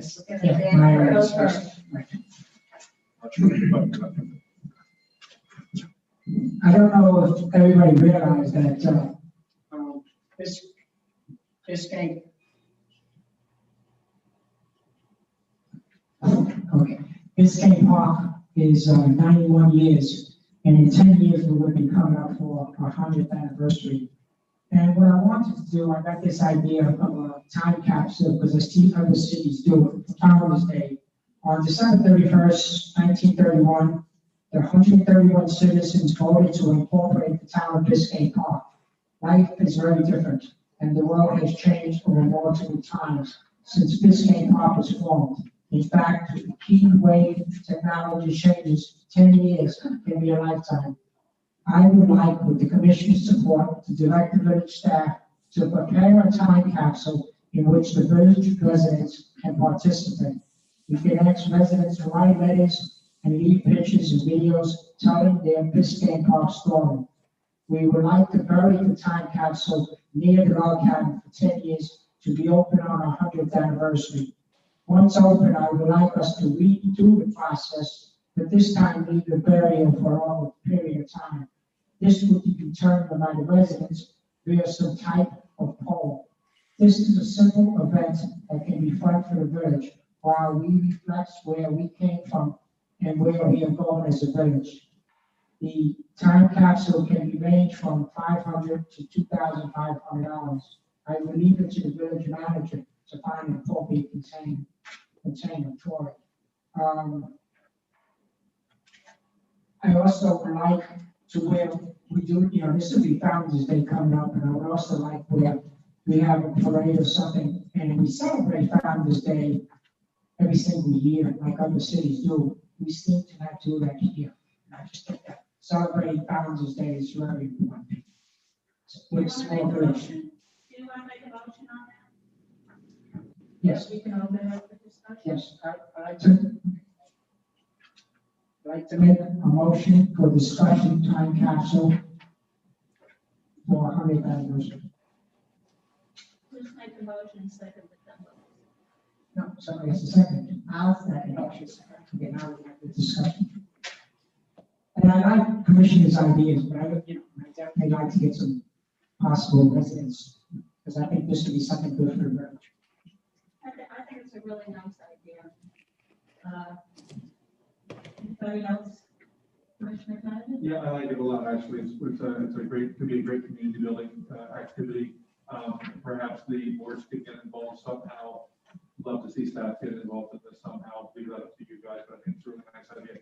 My only question is, Mario, where do you have money in the budget to do this?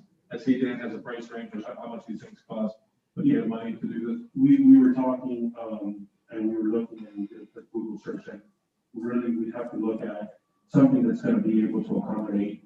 We could have a lot of residents want to do something, so I don't want to just do something a small little box. So we would look to see what would be appropriate. However, this event would be in December, which would be the new fiscal year. I see. So although we would be giving direction to staff, hey, let's start planning an event budget, the expenditure wouldn't be until the next fiscal year. So we'll just make it a line item. Perfect. And also, that would be, The foundation offered us assistance with that. Exactly. That's right. So it could be completely donated as well. and also, Okay. and also things like company, which will, but, it wouldn't be held on December 31st. As me and Sid and we talked You about. know, I think Biscayne Park has the best Founder's Day. We have fireworks from around the world, you know, celebrating the corporation. We would do something around that. Yeah, and the reason, just let it go, the reason, Vice Mayor Gonzalez, give his opinion before we call on a vote? okay, right? No, I concur. It's a great idea. I'm all for it. That's the best comment. Okay, great. Now can we call for a vote? Yeah. Okay. Sam? Commissioner Canary, Yes. Vice Mayor Harper, Yes. Commissioner Kennedy, Yes, thank you, Dan. I'm sorry, Commissioner Hanover, Yes. Vice Mayor Gonzalez. Yes. Okay. Now, do you want to do your presentation first, or should I call on Gay? Recreation. Recreation, yes. Now it's recreation. No, the village manager evaluation plan. Yeah, sorry, very kind of you guys. Okay, so this is the village manager evaluation plan. Quick background, the village manager is one of the two positions that are hired and supervised directly by the commission, the other being the attorney and outside position. Village manager Mario Diaz started on December 20th with a 6-month probation period for his employment agreement. The commission must conduct the first official evaluation within 30 days of the end of that probation period. Public meetings are the only time that the commission as a group can conduct an evaluation. The only regular scheduled meeting within that time frame is the June 1st meeting. Otherwise, a special meeting will be required to conduct the public evaluation. Mario, should I wait and then we get that? Should I continue? Okay, further, the employment agreement stipulates that the evaluation shall be in the form that the village commission deems appropriate based on criteria developed by the commission in consultation with the manager. Mario also presented his first set of goals at the January 5th meeting. He's been reporting back to them regularly to all of us in private, I assume, and here at the meeting as well. The 6-month evaluation will be our first opportunity to measure his performance overall and against the goals and priorities he set for himself. So here's my recommendation. Tonight, I'd really like us just to decide on the timing and the format of how we'll conduct his evaluation. So it's thorough and everyone has ample time to prep. It's 2 months from now, it's due. So we have one more meeting between now and when his evaluation is due. So tonight, I really want everyone just to agree on a plan one way or the other. So everybody's prepared, including Mario. We need to give him time to prepare for his evaluation. I've attached a couple of evaluation forms used by prior commissions, and Mario also collected some evaluation forms for me from the International City County Management Association. So I presented 2 options here, the way we could do it. One would be that we conduct his evaluation live at the June 1st meeting, and that in that scenario, at the upcoming meeting in May, we would have to decide on the evaluation criteria that we'll be using, so everybody would be prepared for the June 1 meeting. And they would have ample time to meet with Mario privately before the meeting as well. I think it's important that we use one standard evaluation form, so we're all evaluating Mario the same way on the same points. The second option would be that everybody meets with Mario, once we agree on that we all use the same evaluation criteria and forms, that we meet with him privately and do his evaluation in the month of June to meet our deadline. And then at the July meeting, we could provide a capsule summary of his evaluation in public. I feel it's important that it be thorough one way or the other. So regardless of which option we select, or whatever we decide tonight after we have this conversation, I think it's important that we recognize that as our sole employee to manage, Mario deserves a fair and thorough evaluation of his work by a fully informed and engaged commission. That evaluation will also serve to direct his future efforts on behalf of the village. Mario and the commission need time to adequately prepare for the separate criteria discussion at the May meeting and an actual evaluation whenever that takes place. To prepare any less thoughtfully would be a disservice to Mario and to the village, which relies on the manager to execute a plan for our mutual success. So what I'd like to hear you guys talk about is how and when you want to do this so we can come to some kind of an agreement and make sure we're handling this in a really professional way for the village and for our manager. I think it should be done privately. I really don't think it needs to be done out in the public. I think it's a waste of public meeting time. We all can meet with Mario. Legally, we can't meet together with him unless it's a public meeting, but we can all meet one-on-one and discuss things with him. So you prefer option 2? Absolutely. Okay. Jenny? Option 2. Okay, Pam? Option 2, but I just like to make a comment. To me, I just, here's the way I'm going to be evaluating someone is first of all, not based on scores, because what we determine is the score that he's failed, what he's doing. My way of doing it is what goals has city manager set from the beginning, when he first came in, and the commission made some suggestions on what they wanted to see. Mine would be what basically is, did you achieve those goals? And if you didn't achieve those goals, why you didn't achieve them? To me, that's what an evaluation is based on. And I think it should be done privately. And then we make the decision on June and we explain what our evaluation is. So option 2, if I understand the options correctly, Commissioner Kent. Cool, thanks. Artie? Well, I'm fine with option 1 or option 2. I mean, for me, it's not, I don't care either way how we do it. But I was going to suggest that while I hate calling a special meeting, I think this is important enough and merits a meeting outside and just to focus on him and to focus on what he's done so far.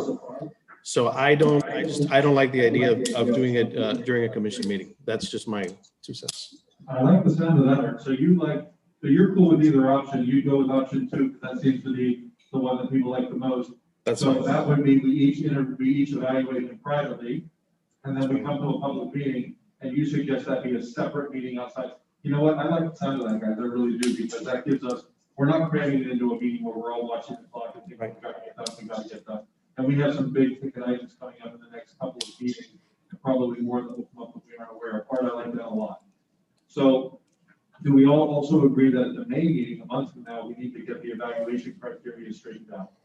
At that meeting, we got Mario added to the May agenda, and we all come prepared to discuss the evaluation criteria. That also gives us the entire month of April for each of us to meet privately with Mario and to discuss the different ways of evaluating him, the different forms and criteria, because this is his evaluation, and I think he should be involved in that somewhat as well. I don't think there should be an evaluation process that every commissioner has to follow. I think each commissioner should be able to have its own judgment on what their evaluation of the city manager is. I don't think there should be a criteria that this is what we have to follow, which is like the score. I just think that each commissioner should be making, we got elected to do a job here, and we should be able to evaluate the city manager on the way we feel he's doing his job. Well, you would, if we all used the same criteria, the same form, whatever it is, you would still be making your own value, your own basis. But your criteria might be different, Mike, from my criteria. That's what I'm saying. At the May meeting, we discuss it and we all come to an agreement what we'll do. Otherwise, we could have one commissioner who completely focuses on one thing and another commissioner doesn't address it at all. And I think it's important that we be cohesive about this. And it's pretty standard, Mario. Can you chime in here to whether you showed me these forms? Is it pretty typical that the entire commission would use the same evaluation criteria? Cities and commissions essentially adopt a process that they're going to feel comfortable with. Although ICMA And I presented two, when I did a quick search with two forms.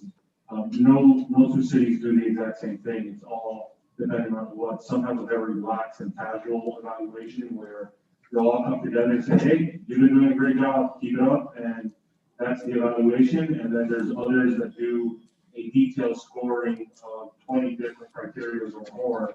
And, there's a complicated formula to kind of figure it out.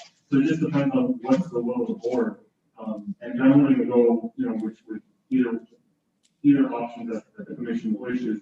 I think what this staff has accomplished in the last 4 months that we've been here and we've stabilized, I'll hold that record up against years of past administration. So I'm proud of our staff and I'm proud of what we've accomplished here. So whatever the board wishes to do, I'm more than willing to participate. So what do you guys think? I happen to think that we all have our own criteria.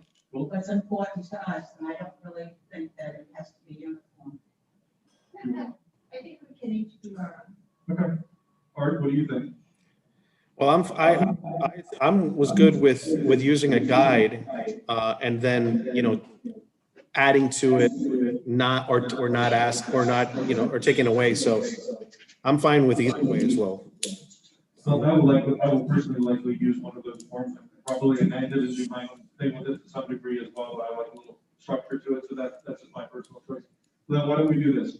It sounds like we're going to each evaluate in our own way, independently of each other, within privately. And then when do you want to get together to do some kind of a public evaluation where you show your evaluation, or to whatever degree you want to share it publicly?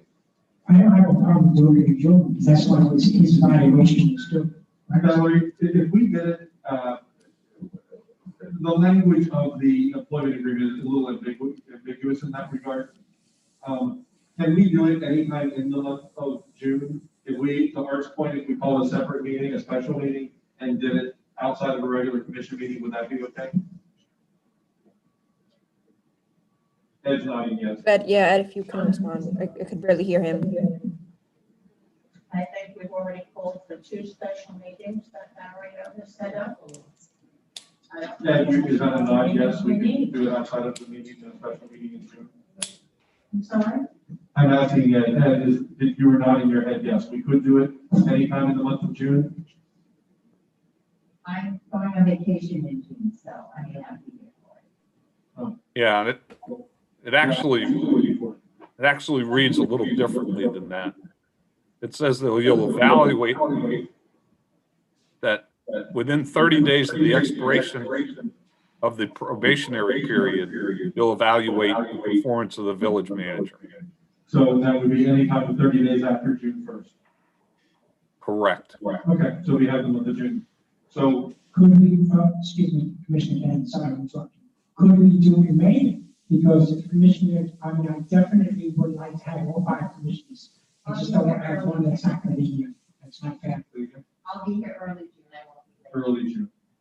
I'm totally fine. I like Art's idea about having a special meeting to do it. I think it merits a separate conversation outside of a commission meeting. And I fear these upcoming meetings will have some big things coming back to us. We have lots of things follow-up coming our way.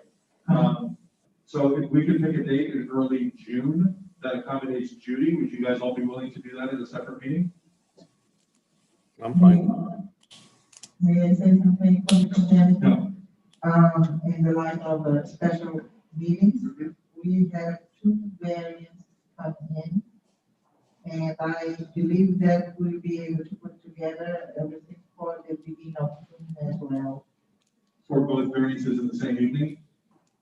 I assume that if the commission desires to have both on the same day. No. We try. I have no problem with that. I think it's how would each variance take to do approximately? So we can call for an earlier meeting before the variance. Yeah, I would think 90 minutes would do this. I don't think we need a 4-hour meeting to do it. Commissioner Judy, when are you leaving in June? I haven't set a date, but I'll be gone before the 15th. So our meeting, first meeting is in June is what? June 1st. June 1st. Why can't we have it, let's say, within that week? Why don't we do this? Why don't we allow Roseanne to figure out these variances and get them scheduled. And then and she's gonna try to gang them up together. If that's not possible, it could be that we say, okay, we'll do a variance and do the evaluation at the same time. Exactly. So why don't we just kind of leave a question mark on the date and let Roseanne get back to us about the variances? That would work. Okay, so can we all agree that, so do I need to make a motion about this? No, it's just a little discussion. Okay, so I guess what we've agreed to here is that we're gonna evaluate Mario independently and privately with him. We will be evaluating him on our own terms, however we want to do it. Correct. And at some point in June, we will gather together outside of the commission meeting to do a public evaluation of him. And it might be in conjunction with one or both of those variances. Roseanne will help us figure that out. And please, clerk, if you can be sure that you give Commissioner Judy, because I want to be sure that she's going to participate. You'll let us know. Everyone good with that? I agree. Yeah? Yes. All right, we're good with that? I'm fine with that, yes. Okay, thank you, guys.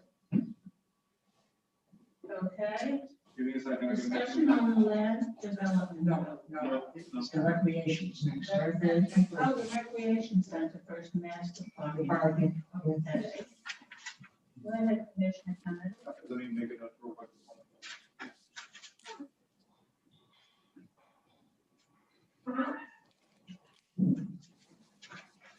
12B.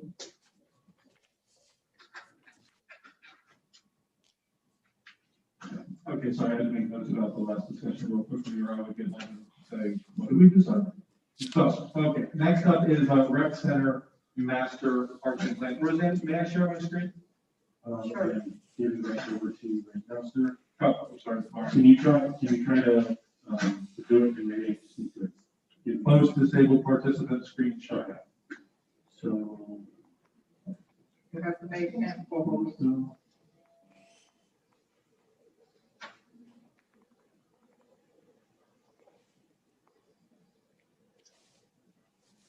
Did you not? Commissioner, can you try read now? that? Mario? There we go. I'm sorry? Did you not want Commissioner Kennedy to read? Yeah, I'll just try to figure out how to get that. Oh, okay. Okay, give me a moment here. Share my screen.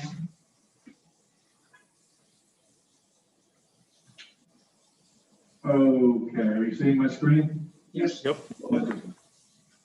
Yes?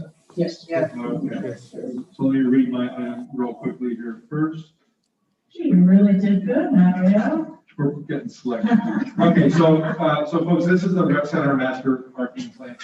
The rec center parking is fairly underdeveloped and inadequate for the needs of the many folks who use those facilities. Further, some of the parking areas are actually in violation of our own code that does not permit unapproved parking services and/or they are not maintained to the standards that we require of residents for their own driveways and swales. The small amount of paved parking is seriously deteriorated, and on three sides, east, west, and south, cars park on our swales. Cars regularly park on the deteriorated north swales where parking is not even allowed, and on the west side, they park directly on the roots of several mature trees. For several years, the annual village budget has included money for rec center parking. For fiscal 21, we budgeted $10,000 for rec center parking, with an additional $20,000 in the deferred section, which was moved back into the budget just this evening. Mario now has $30,000 for rec center parking in our current budget, which expires September 30th of this year. Presently, there are no plans for how that money will be spent or estimates for any work to be completed on rec center parking. The rec center has the benefit of irrigation for the field and landscape sections. The main rec center sign is on the northwest corner. So here's my recommendation. The rec center is one of the jewels in our village crown of enviable public spaces, so it deserves special treatment in my opinion. Let's take this opportunity to elevate the facility, which is the literal and figurative center of village life. Rather than spending some or all of that $30,000 to piecemeal parking at the rec center, I suggest we take this opportunity to first develop a master parking plan using a portion of that budget, which Mario has already determined that we are allowed to do. A master plan would also take into consideration the entire perimeter of the rec center, creating a cohesive design that would increase the amount of approved parking and that might also include features like pathway lighting, bike racks, landscaping, planter boxes around trees, trash and recycling cans, additional food stations, sanitizing stations, I guess that's a thing now, water bottle filling stations, dog water stations, public art benches, and more. Unused Biscayne Park entrance signs might also be incorporated into the design, thereby tying the rec center design to the main village entrances. For tonight, I'm hoping the commission can agree in theory to the idea of a rec center master parking plan and to task Mario with getting some estimates from planning and design professionals. He's actually already done that and they're back up to this item.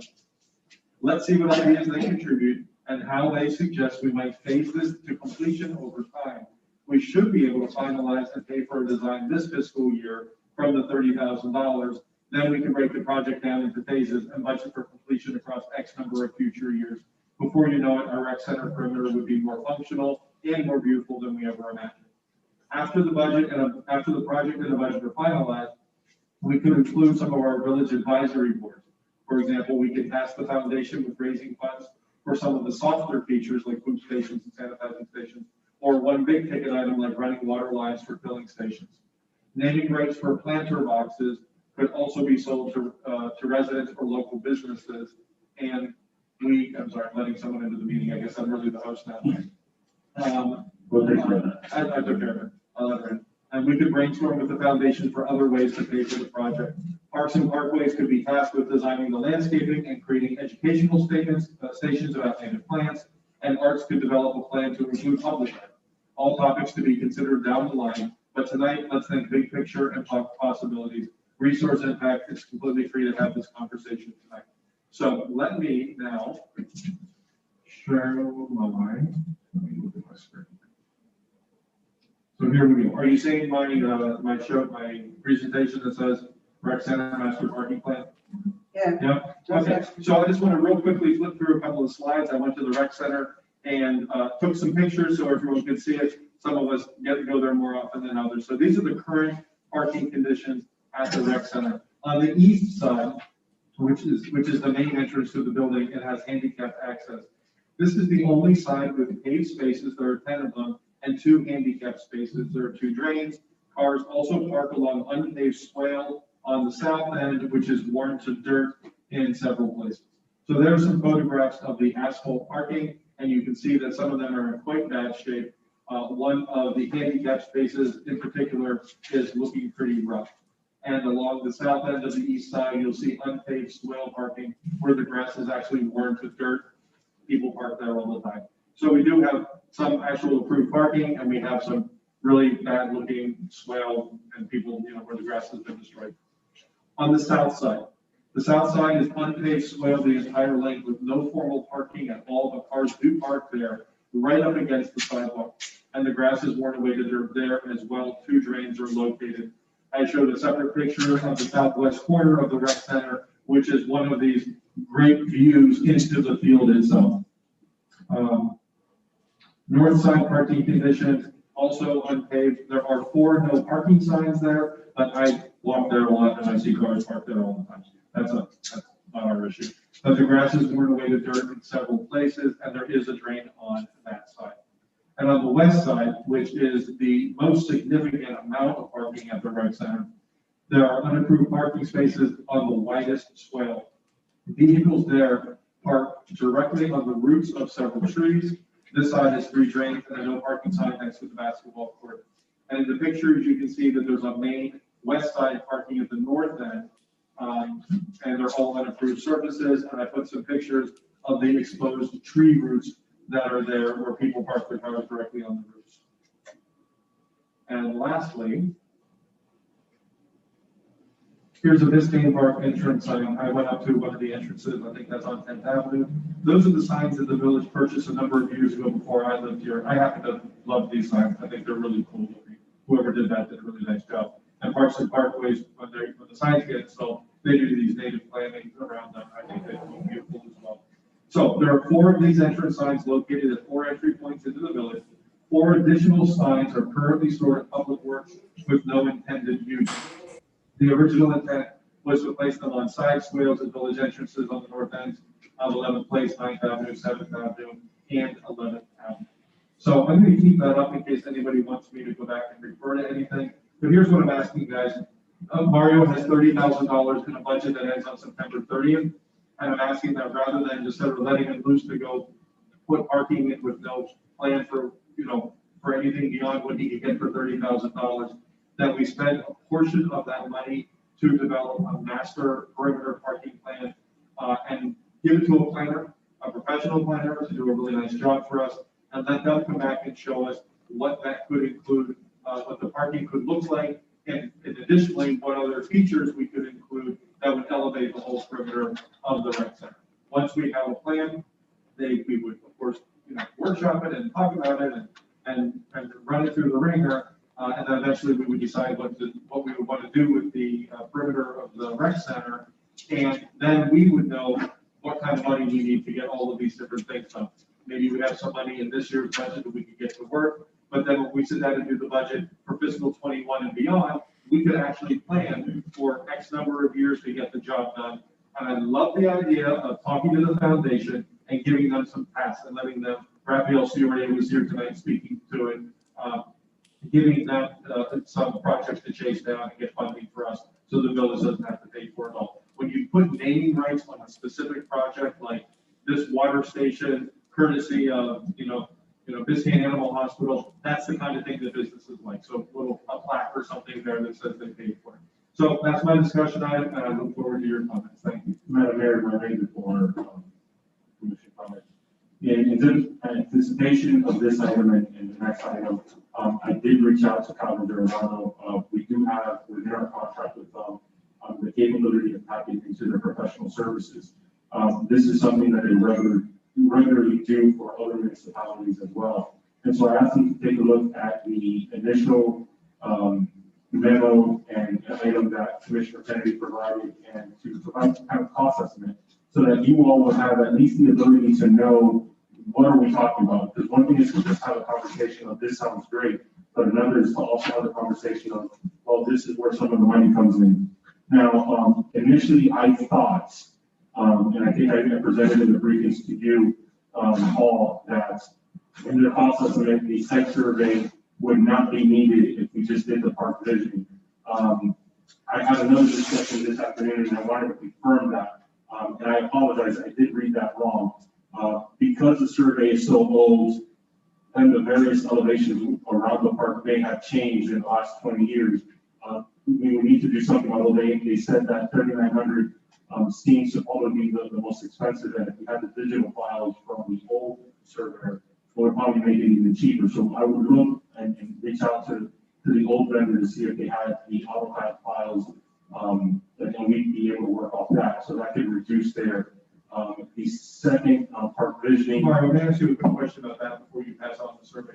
Am I correct in understanding that if we just decided tonight, let Mario put parking in, we would have to provide a current survey even to do that, because that we require a survey of what, less than 6 months when a resident wants to do something on their property. So we would be required to do that regardless. We would have to do that, and as well, we would have to have some type of engineering documents to be able to put this work out to bid. We can't just, unless we're asking for public works to just, hey, go in there, try to flatten it out, and then just put anything, turf blocks or new sod or whatever, then you have to have some type of engineering documents to move forward on. So that would be required even if we just said. Just get the server. Yeah, so that'd be done regardless. That's a cost that we're gonna have to incur regardless. As part of the overall project, correct. The vision, I think, gives us an opportunity to really put our voice together as a community and really dictate what we want to look at. And so within that, we're talking about 5 public meetings, trying to incorporate the various boards. I know that they added the Parks and Recreation Advisory Board, which is not active. We would reach out to the other active boards to see exactly how we can do. The board meetings are public meetings, so you don't necessarily need an individual workshop or a town hall. You could incorporate it within those advisory board agendas that have that as a point of discussion, or we could just separate. Regardless, this has to provide. If we wanted 4 public meetings or we wanted less, that cost would go down. But one point that I wanted to clear, so even after we go through this, exactly what is it tangible that the village would receive for this? Essentially, what we would be receiving is the equivalence of 30% design plans This would be sufficient in order for us to go to a procurement or a design build type contract, or it is far enough along that you can either ask Calvin Giordano to take the next step in a different year to take it to a level where then you're just contracting out the construction because you've done all the design. So it puts us in a position where we have a lot of flexibility and we can really decide which way we want to do that. If we've already attributed funds over X amount of fiscal years, then I can offer a plan for a project that we can do a design build where the contract might be for 2 or 3 years. And over this year, we'll finalize the design, and then a portion of the construction will be part of that. And it will kind of move through, and we can properly design the project. So it's not just that we have open construction for the next 3 years, but we can do it in a way that's going to save the village the most amount of money over the time periods that we're looking to fund exactly what it is that we're trying to fund. Now, we're not redesigning the entire park. We're just talking about the swale area where people are currently parking, and the grass is dying, there's dirt, it's not well maintained because of so much traffic in the area. So it's very localized, so I don't anticipate this to be a major project for the village, but it is going to be more than 20 or 30. So I think overall, I don't have an issue with putting some effort into the planning prior to just going on and spending it. Okay, thank you, Mario. No. Oh, sorry. First off, thanks, Commissioner Kennedy, thanks for bringing this up. Commissioner Kennedy, thanks for bringing this up because the past commission talked about doing this and we never got it to be done. And I think it's you know how I feel about the recreation. Recreation is one of my top priorities that I care about because I was on the recreation committee. So this is something that I've been looking forward to. I have no problem with us spending the money to do the site survey because that's going to change. That's on 3,900. And the parking provision, the 10,000, I don't mind having us spending that. And I do like the idea of the foundation businesses and residents that will be able to have planters and stuff like that, plaques. So I've always been fighting for that, to where you allow businesses to sponsor different things. So I think that'd be something good for the rec center. So I'm all for this. And I hope the rest of the commissioners will agree. Thank you. Sounds like a really good idea. The only thing of all of this that I think would be bad is water stations for dogs. Only because they're not allowed in the park. And, you're not gonna. They are on the sidewalk, so you see people walking their dogs on the sidewalk all the time. I would envision, and again, that's what the planner would help us to work out for us, but. It's just you would let your dog work at it, as imagine somebody else's. Whatever, but it's a good idea. Well, it's definitely needed because with 12 parking spaces, we get a lot more than that, and people are coming up to the park and something that's really absolutely. Art, what do you think? Listen, I think it's a wonderful idea. It's obviously something that we need to address. So I'm all for moving forward with this. You guys are so easy. Wonderful. Okay. So what do we have to do here, Mario? I mean, do I make a motion that or do we just I guess what we really were saying is that we all are so enthusiastic about it that we're going to ask Mario to contract with Calvin Giordano to put a plan together, and then he'll come back to us, report back on a schedule and next steps and workshops and all that good stuff. Put it on the trailer, Yeah, $30,000. Yes. Well, I don't think that there's no vision. Yeah, for the vision, if you combine both, I think it's no more than. About 14, 15,000. Yeah, we say $15,000. If we authorize him to spend up to $15,000 Yes. for the survey and all of this, Yeah. And Judy, that would include them, what they charge us to conduct workshops and everything. I personally, think it's an excessive number of workshops. I think we could probably do it with yours, because they have 3 workshops and then 2 commission meetings. That's like 5, big conversations about it. Do you guys think we need to, Can we work on the details later? Yeah. Mario work on it now. Yes, but do you think we need, It'd be nice getting a plan though, so we Yeah. can kind of look organized. do you think we should? Right. Yeah, because I don't want anyone to feel like, look, I just kind of brainstormed in my own head and came up with that list of, it might include these other things. I would want the planner to come back and say, they might say some of those things you can't do, and here are some other things that other places have done. So do you guys want to lock that in list or kind of let them? No, I want to have the planning come back Okay. and give us their. So Mario, they will see this item, so they'll know kind of the things that are inspired. Okay, correct. And they already have, that's where they base their proposal. Yes, that's right. Okay. We're good? We're good. Do I need to make a motion? It's like, okay, Yes, I make a please. motion that we instruct Mario to contract with Calvin Giordano to get a survey of the rec center and also to work with Calvin Giordano to develop a master perimeter parking plan. Not to exceed $15,000 for both of those items, and to report back to us at upcoming meetings, hopefully in the May meeting, with some kind of a preliminary schedule of what this might look like, with an anticipation of getting at least this part of the project done before the end of this fiscal year. I second. Okay, all in favor? Aye. Aye. Any opposed? Okay, it's carried. You have that now. Okay, now, Commissioner Kennedy, did you want to give your presentation before the people speak? Well, that was my intent, Jenny, because I think if I give the presentation and then people get to speak, I think it might influence some of what they might want to say. And I'd hate for them to speak and then see my presentation in which they had said something else. So I want to Do make you want sure. to do your presentation first? Or Yeah. I think should we have Gage do his first? Well, if you want to, Gage, are you on? if you want to have Gage do that, I'm going to run to the restroom. I was going to ask him to take a Well, 5 minute break. I go ahead. If you want to have Gage present, that would be great. Well, I think you should do it first because it is your item. I'm here. I don't think Gage can do it. I'm just checking to see if Gage is on. Yes. Yeah, he Gage is there. Okay, you go first, Commissioner Kennedy. Okay, I'll go to the bathroom. I mean, if you want to go to bed. I was watching me while I run to the bathroom.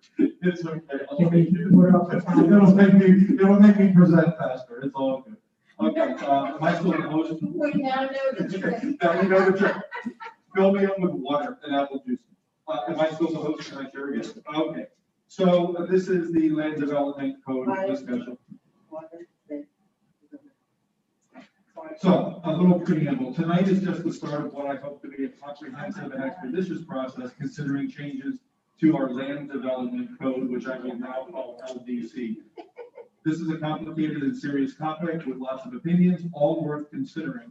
So I'd like to start by thanking everyone for their interest in and attention to this topic. A quick comment on the name LDC. Casually, I have used the word McMansion, which is an illegal word and which you will not see in our LDC or in this presentation tonight. I use that word purposely to get attention to the topic because quite frankly, LDC isn't very sexy and wouldn't get folks to take notice. I wanted people to engage in this important topic and I've worked very hard to make that happen. The word McMansion conjures up images of very large homes of questionable style and negative impact to communities, which may not all be considerations here in Biscayne Park, just to be fair. Now that we're all here having this discussion, we won't use the word McMansion any longer. This presentation is a framework for tonight's discussion and the impetus for action, should this commission choose to take any. In it, you won't see my opinion, which I'll share separately during the discussion after I allow residents and my fellow commissioners to share theirs. In all fairness, clearly I do see a need to discuss this minimally, or I wouldn't have placed it on the agenda at all and put so much thought and energy into what we're about to consider. So let me share my screen.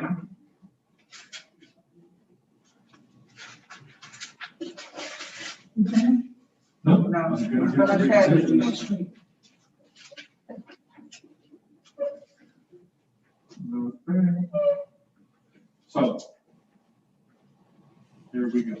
This is a discussion about the village land development code. This is a backup to the agenda, and can you hear me? Yeah. May I take my mask down so I can speak like this? Is that Yes, okay? Okay. Just so everyone at home knows, I'm completely on the other side of the room from everybody else. So this is a discussion about the village land development code, regulating the impact of new construction, renovations, and additions. This is a backup to the item. It's anyone can see it on the website. I have emailed this out to over 100 people in the past few weeks, and I asked Mario to share this with my fellow commissioners a full 2 weeks ahead of the rest of the agenda because it's a heavy topic and I wanted everyone to have ample time to get through it on their own. Quick background, Biscayne Park is a residential village of about 1,100 homes. The majority of them are single-family homes. Most are owner-occupied, ranging in value from about $350 to now over $2 million. Sales prices are increasing dramatically. We'll see if that's a permanent increase. All homes are designed in accordance with our current land development code. I want to make sure everyone's clear on that because we do have rules now about how homes are developed here in Biscayne Park. It's called the Land Development Code. It's a legal document.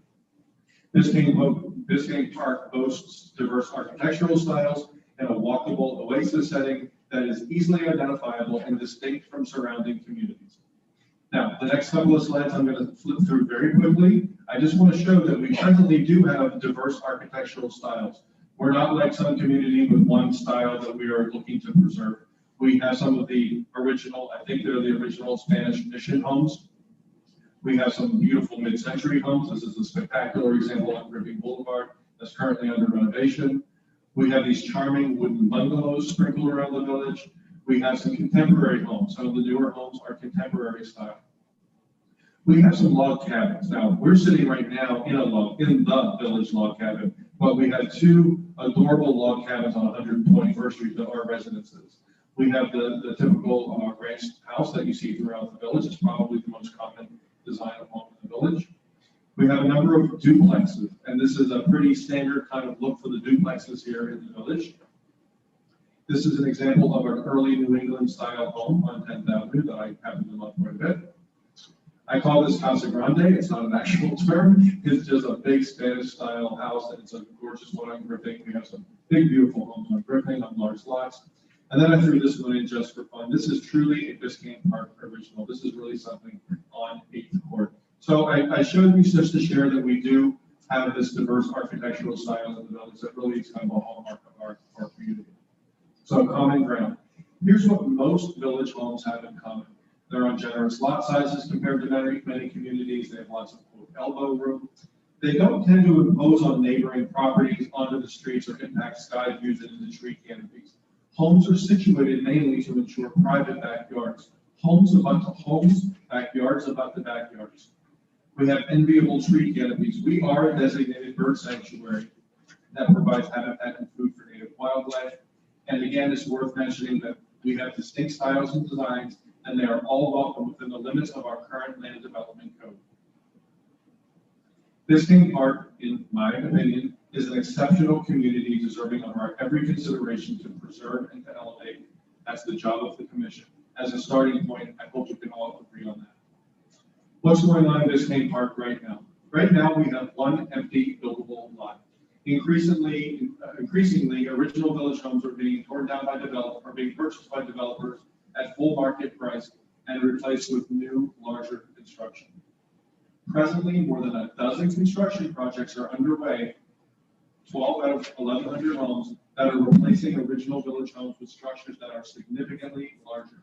These are not isolated cases. There are homes on the market throughout the villages that our developers are eyeing for the same kind of projects.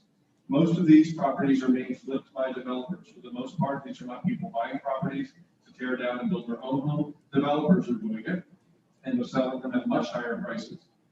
To be clear, when they sell for higher prices, that brings additional tax revenue to the village. Additionally, residents are also adding on to existing homes, which also increases taxable value. So everyone's clear, fully 74% of this village's revenue comes from ad valorem taxes. That's how we make most of our money. The sizes of homes are increasing, encroaching into backyards, and they're often much taller than the original homes in the village. Our current land development code does not address many of the building specs that are being requested. For those of you who attend planning and zoning meetings, you will see them being handed projects on a much more regular basis for which they don't have specifications in our current land development code to address them, and they struggle with ways to figure out how to make these homes fit into the park. While the financial windfall to sellers is a great thing, and the increased tax revenue will help the village finances for many years to come, the village must balance quality of life and aesthetic concerns into that equation. That balance is actually required by our land development code. pull it up and read it, 1.3.2, right at the very beginning, we are required to strike that balance. Some residents worry that new development is diminishing our open spaces and that the character of Biscayne Park is being negatively impacted. This is not a new or original concern. Communities in South Florida and around the country are addressing it in their own land development codes, and previous Biscayne Park commissions have also discussed the impact of development on our aesthetics. Are we adequately protecting what's special about Biscayne Park? The enduring and undefinable qualities that other communities only recognize after they have lost them. Maybe we can't all agree on the same words to describe it, but we all feel it when we enter Biscayne Park. We cross a line into our exceptional community and we feel it. Biscayne Park is that special place where other people wish they lived, today now more than ever. That's why many of us chose Biscayne Park as our home in the first place, and it's the place where many of you are raising families. What's the goal of this discussion? The stated intent of our land development code is in part to foster and preserve public health, safety, comfort, and welfare, to aid in the harmonious, orderly, aesthetically pleasing, and socially beneficial development of the village in accordance with the comprehensive plan. The goal for this discussion is to determine if our current land development code, which was made effective in 1990, almost 30 years ago, more than 30 years ago, whether that land development code is achieving that intent for 2021 and into the future, considering current building trends. Our Planning and Zoning Advisory Board, tasked with administering the code, may not have all the tools to address building plans that are presented to them. How do we allow for homes of marketable size to be built in Biscayne Park, recognizing that larger homes increase tax revenue for the village? And how do we balance that with elevating the overall aesthetics of the village, which in our case also includes significant trees and greenery for our bird sanctuary? So, Commission, is there an appetite for this commission to consider changes to our land development code that take into consideration current trends in home sales and development? If there's an appetite, what is it, when, and by whom? Changes that other communities around the country have made include amending their current specifications based on lot size, building size, number of stories, and many other considerations, and also adding specifications that are not currently included in our land development code. So let's frame out a discussion here. Here's what I'd like to hear everyone discuss, residents and commissioners alike. The why. Is Biscayne Park an exceptional community? Do we have something that's special that's worth protecting? As a result of the ways that homes are being developed or could be developed using our current land development code, is Biscayne Park in peril of having its character changed in a way that negatively impacts aesthetics and or quality of life? When? Given the recent uptick in sales, investors are buying and tearing down perfectly viable properties. Is now the time to act, or is it premature? Some people might consider that we might be a bit too late on this. What? Do we want to consider guiding the styles of homes, which is a purely subjective choice, or only the measurable, objective parameters of the buildings themselves? And who should do this? Should the village itself write changes to the land development code or engage with planning professionals for the job? And of course, anything else that everybody wants to discuss, including a proposed timeline that I threw in here, just because I like to have a timeline built into a plan, knowing that we never quite need a timeline, but you gotta have something to aim for. So let's discuss the topic. Thanks for considering this topic and for engaging in the discussion that I believe merits serious consideration now more than ever. Very quickly, I'm not going to read these, but I want everyone to know that there are several appendices in the back. On this slide is a list of what we do cover in our current land development code. So this tells you, these are the parameters that planning and zoning use to decide if a house can be built in Biscayne Park. These are the parameters that the architects and engineers use to develop a building that's allowed to be built in Biscayne Park. And then here's a list of what we don't cover. I went into several other community land development codes, and I looked for things in their code that they include that we don't. By no means is this meant to be a comprehensive evaluation of things that we should be considering. I did a cursory view of some other cities and just pulled out some things. And to be fair, I talked to Gage part-time about this as well. He helped me understand some of this. My husband's an architect. He helped me understand some of it as well. These are examples. I am not suggesting that we include all of these if we do move forward. I just showed you there are lots of things that other cities do that we don't currently do. Real quick, let's talk about design and style, because when the word McMansion is thrown around, I said I wouldn't say it again, but I'm saying this one more time. People think that it's going to impact the style of the house. You're going to tell me what my house can look like. Just to be clear, in our current land development code, this is addressed. There are no requirements or limitations specified, but P&Z, planning and zoning, can require the structure to, quote, harmonize and blend in with other buildings in the area. Objective parameters are not clearly defined in chapter 10.3.1. It is left completely vague. Harmonize and blend in with other buildings in the area. Area isn't even defined. P&Z is left to try to figure that out on their own. And then lastly, I threw a timeline in here that I just like to have something in that, like I said, and this would show how we could approach this and the steps that we might take if we decide to move forward. Be clear that this is not something I'm going to propose we follow tonight, and that in here you will see that there are several opportunities for the public to weigh in addition to the meeting tonight. I have kind of busted butt here in the past 2 months to make as many residents in this village aware that this topic was coming up. I gave you guys 2 months notice that I was bringing it. You had lots of time to digest this, but there will be other opportunities for the public to get involved in this should we decide to move forward in some way. Public workshops, and then of course, any changes would have to be in the form of ordinance, and ordinances required by law to public hearings, like some of the ones we saw earlier tonight. So lots of opportunity for people to get involved in this. I'm going to close this presentation, and I can pull it back up if anybody wants to reference anything. But with that, I turn it over to Ginny for public comment. I just want to say thank you to all the residents who have been so involved in this. I have had so many conversations, even on when I was playing Easter Bunny for the village, Spring Bunny for the village. People on their doorsteps were saying, "You're the McMansion guy. I want to talk to you about it." So thanks everyone for engaging in this topic. I like to. No.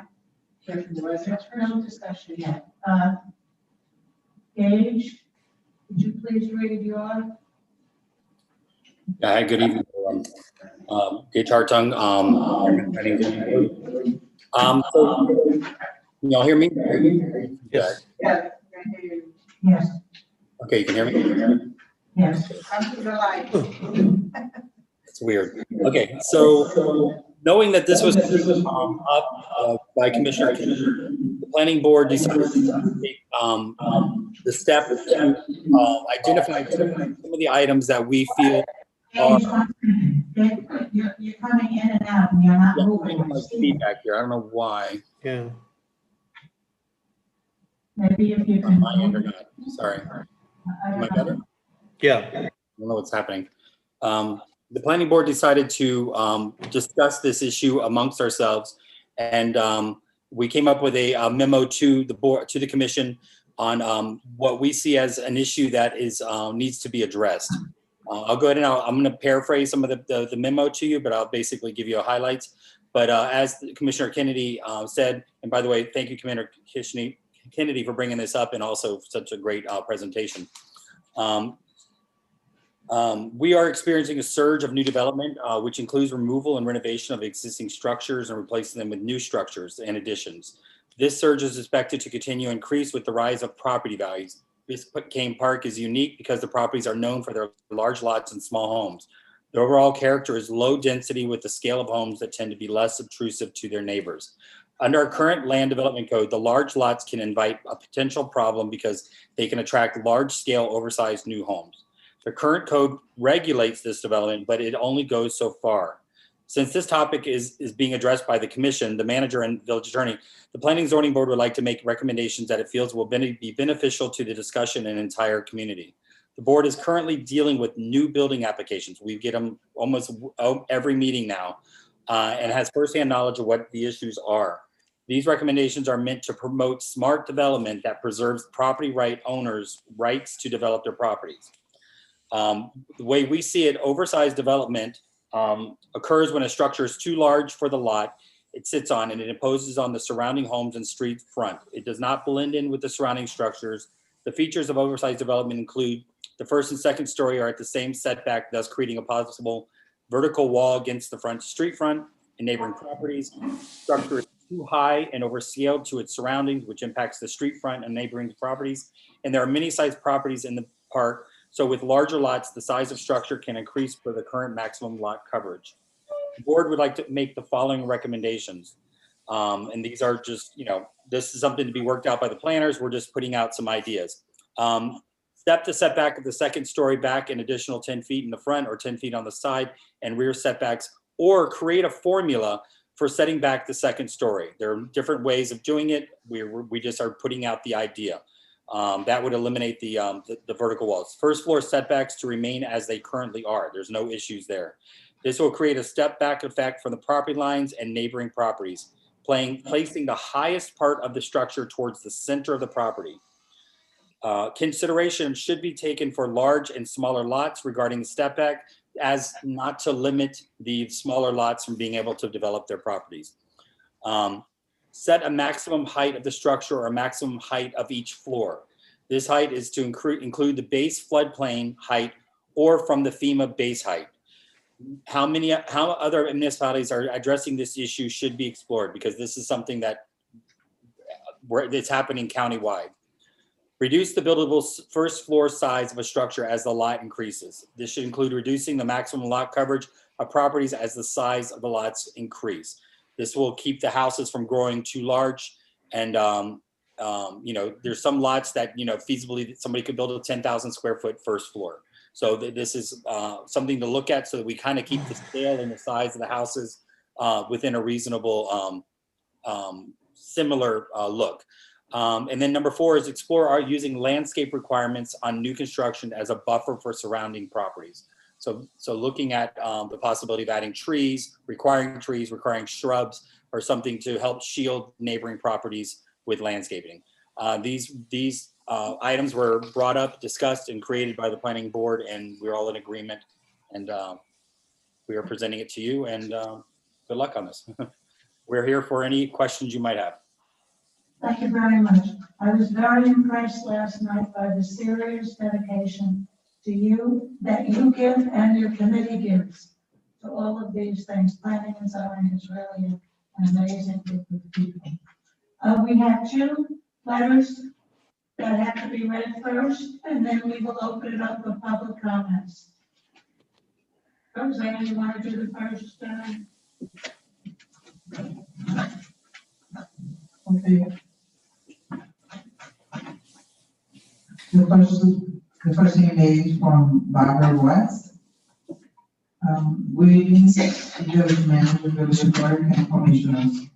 I write to express my heartfelt support for Commissioner Kennedy's proposal to take steps to revise the village's building regulations in response to the onset of black mansions in Biscayne Park.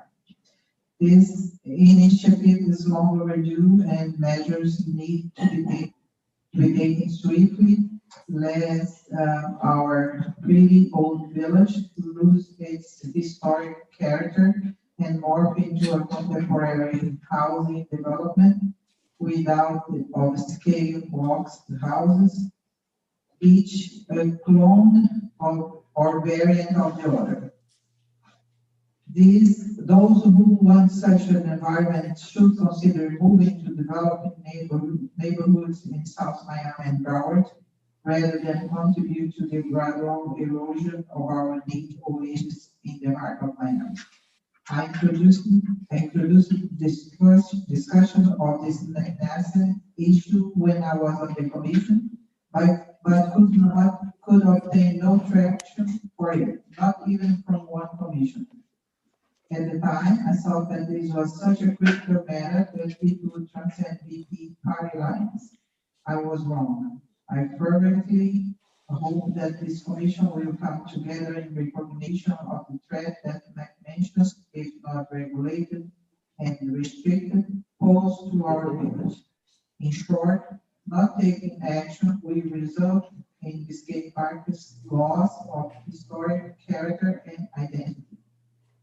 It will become just another conglomerate of vanilla boxes inhabited by the well-heeled. I request that 3 minutes of this email be read during good and welfare of this evening's meeting and or during the comment period before the issue is discussed. Sincerely yours, Barbara Butts, 720 North 718th Street. Okay, the second letter is from Tanya Shepherd. Good evening to all of you. My name is Anna Tanya Shepherd at 10710 Griffin Boulevard. In regards to the item on the agenda by Commissioner Matt Kennedy on the Land and Development Code, I have a couple of points to bring to your attention, just to touch the surface of this issue. This is very basic, vague, and poorly presented item that has no real analysis, research, metrics, economic impact, demographics, or study of any kind, including tax analysis. This is for a personal opinion, liking that is only serving to waste time, money, attention, and resources from real issues that need to be addressed by the small city of 3,200 residents. This poorly presented proposal lacks all knowledge of Miami-Dade County law limitations and restrictions by ordinance on floors, area, ratio, etc., as well as owners' legal rights. DPP is broke as city and has no funds for improvements or programs, as it is a city with no commercial annexation to get taxes from, and should be welcoming new modern construction that will bring tax revenue for such purposes and increase tax base. In fact, the latest 6 new constructions bring as much tax revenue as the low hundreds plus properties alone. The term McMansions, whatever that means, is a hyperbolic fear-building term that has been used with the intent of controlling the rights of homeowners, who can, as long as they respect code and current setbacks, do whatever they want with their properties, styles, and greenery. 5, Village of Biscayne Park has reached an unbelievable 540 plus square feet on value. Prices we homeowners never saw coming, and we all should be delighted that investors are buying and remodeling houses that, being perfectly viable, add a modern look, tax value, and much needed diversity to this city. If Village of Biscayne Park tries to absurdly overly control the use of lands and space, we will not succeed as a community, since modernization fosters healthy growth and brings increased revenue and property values. Village of Biscayne Park is not a historic ground nor a sanctuary. There is no need to keep it unchanged. Preventing it from modernizing is not protecting it.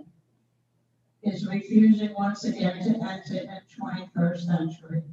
The timeline proposed by Commissioner Matt Kennedy is not only unrealistic, but lacks understanding of process that might include a referendum, deep study on tax revenue and demographics and legal ramifications and process as whole. This is almost over. We need to increase the tax base. This initiative that makes it even more difficult and discourages new modern construction is just ludicrous and self-promoting with no real base or substance. It should not take over the ground, as it will affect property value and desirability to move and invest in Village of Biscayne Park. Lastly, one commissioner's idea is worth only 20%, and any proposed changes requires a process where city manager, city attorney, and council must do the legwork and provide analysis, research, and substance to bring any vital changes to a vote by residents. Thank you for your time. Okay, we're going to open up the floor now to residents. And Roseanne, I can't, my computer's blank again, so you'll have to. Hold on a second, I'm looking for anybody that raised their hand. Hello. I ask you if you want to, raise your hand on the Zoom, that we can see it. All right. Bobby Anderson. Okay.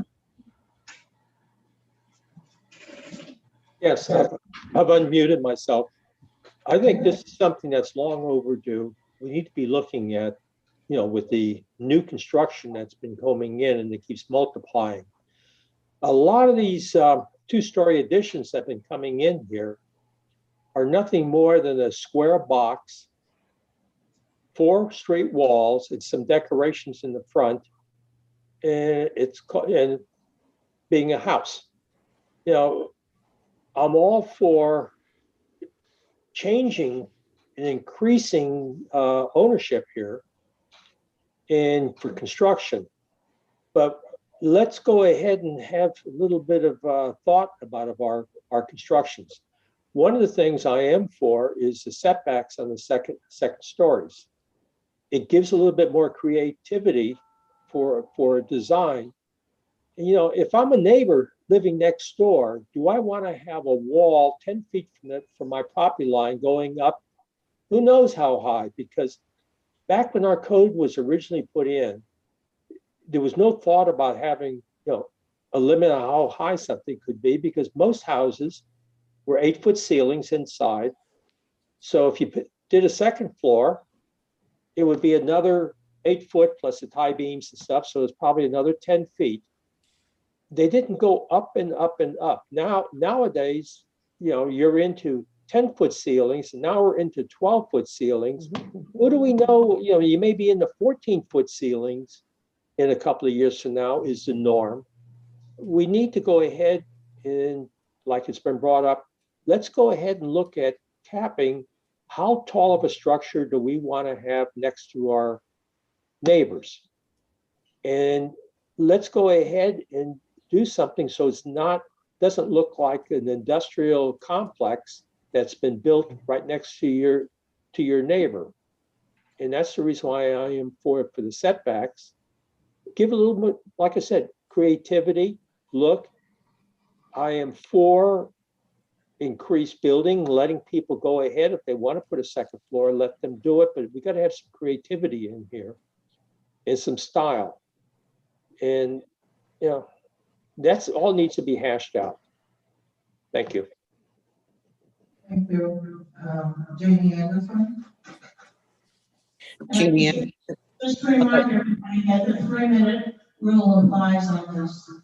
Yeah, Roseanne. I'm sorry. Did you call me Roseanne? It's okay? Yeah. Yes. Jamie Anderson, 11th place and 119th. I am so glad you guys are finally having this discussion. Setting guidelines and managing our growth and development doesn't make anybody anti-growth and development, but it's the smart thing to do. It's what more and more cities are realizing, and they're doing. I've heard a lot of talk about, well, if we make these changes to the LDC, it's going to devalue properties. Well, what about the devaluation of the properties currently being dwarfed by these much, much larger homes? Potentially, they've got a far smaller resale market. Not everyone is going to be happy walking out to their backyard looking up at a wall. And there's quality of life issues too. Now, true, anytime we've made major code changes, 3 that come to mind, fences, roofs, and driveways, there have been multiple workshops. But those workshops always start with a basis, something by which the conversation gets going. In those cases, there were proposed changes to existing ordinances. You've got to do the same thing with this, whether it's having the planner give you some preliminary suggestions or having the planner at the workshop.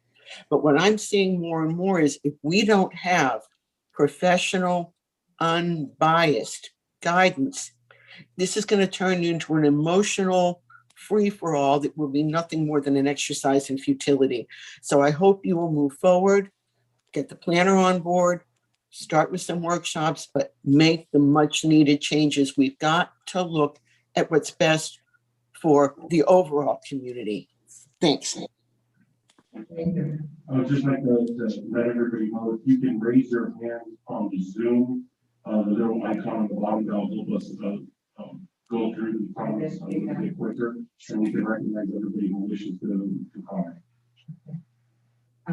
Next we have Ricky Gomez. She raised her hand. before and I accidentally lowered. I'm sorry. You go ahead. Hello. Thank you for allowing me the time to speak. I would like to say that I agree with addressing this issue. Thank you, Mac, for bringing it to the table. I also have lived here for 25 years, and we do have setbacks in place, and they're in place for a reason. And at the same time, we have to grow. Although contemporary may not be my style, I think we have to be open because style and art is a matter of taste.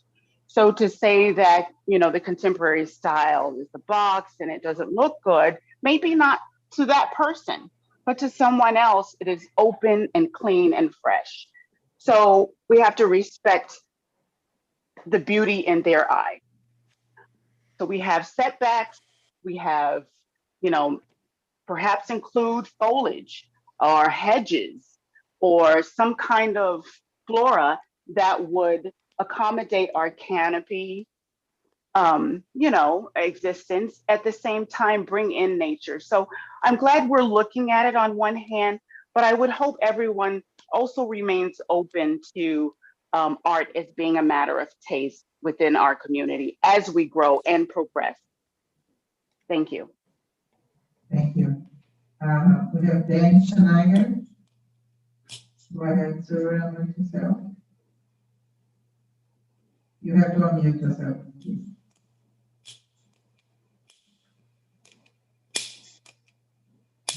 Hello? 1 sec. Okay, got it. Hi there, can you hear me? Yes.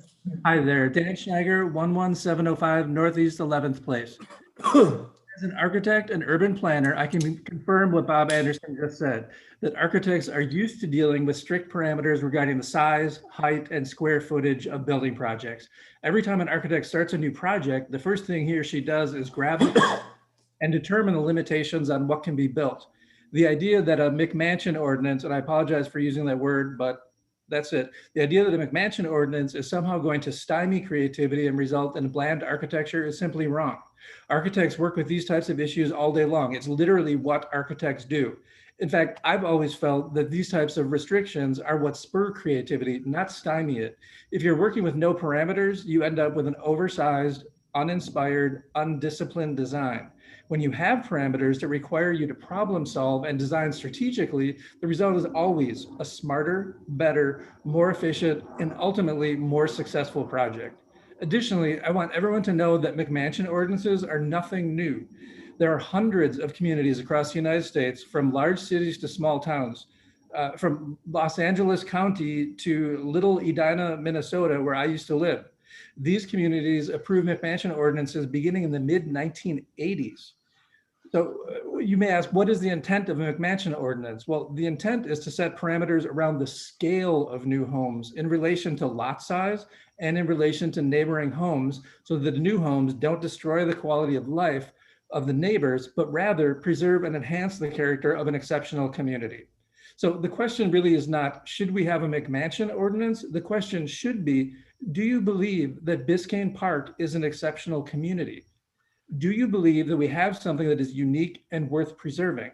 If your answer is no, then you really shouldn't care if we have a McMansion ordinance or any building code at all for that matter. But if you do believe that we live in a special place with unique qualities worth preserving, then you should want to be a part of this conversation. So in the relatively short time I've lived here, which is about 5 years, I've heard so many villagers describe the feeling they get when they cross the line into Biscayne Park after a long, stressful day at work. They talk about the sense of calm they feel upon entering Biscayne Park, with its wide medians, with its dense canopy, and well-planted yards separating a variety of house styles, both big and small. This is really about the special feeling you get sitting in your private backyard, listening to the birds or the owls and frogs at night, feeling as if you're miles and miles away from the realities of urban life that are in reality just a few short blocks away from us. Biscayne Park is an oasis in the heart of Miami, and I, for one, believe that is absolutely worth preserving. So you may be asking, why do we need this now? So if you've ever read any news sources over the past year, you no doubt have read an article about the record number of people moving to Southeast Florida. House prices are rising quickly, and we have already experienced the tear down of many viable properties right here in the village. All trends support the idea that Biscayne Park is going to continue seeing more tear downs and oversized new homes than ever before. So I'm just finishing. What types of properties in South Florida are currently most in demand? The answer is single family homes on spacious lots in better communities. In other words, Biscayne Park, right here, right now. The fact is that we, the residents of Biscayne Park, have what everyone else wants right now. We're so very fortunate to live here. Let's not lose what makes Biscayne Park special, because once we lose it, we can never, ever get it back. Thank you very much. Thank you. Mayor, I don't see anybody else raising hand. I'm back up, but I don't see any hands. Does anybody else? Commissioner Ortiz has his hand raised. Who? Yes. Emmanuel Ortiz, yes. Okay. Go ahead, sir. Unmute yourself. I am Emmanuel Ortiz, 11501 Northeast 10th Avenue. I understand the concern with Meg mentioned a huge development, so we have a code in that is written. It's up to 50%. I understand if they want to control oversized development, maybe we can break it up on brackets, meaning lots that are 10,000 square foot and less. That's one bracket. 10,000 to 15,000, that's a separate bracket, and then 15 and beyond, that's a third bracket. And then maybe the coverage gets changed by those percentages. But I don't believe that adding a setback is such a great idea, because it would affect us, all of us, if we have a single family home at one floor and we want to add a second floor, it will be significantly expensive to do it. Plus we will have to destroy basically the ground floor to do it.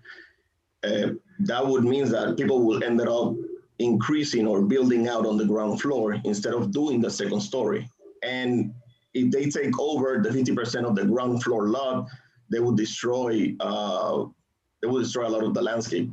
Me personally, I moved here because I love the diversity of the residential areas. So, I mean, I don't think we should get into define the styles, even though I understand that what Mac did, and I think it was great that he showcased the different property styles that we have.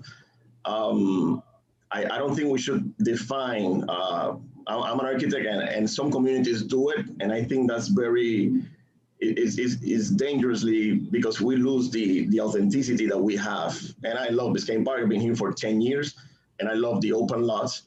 But there's many ways from different cities that we can do it.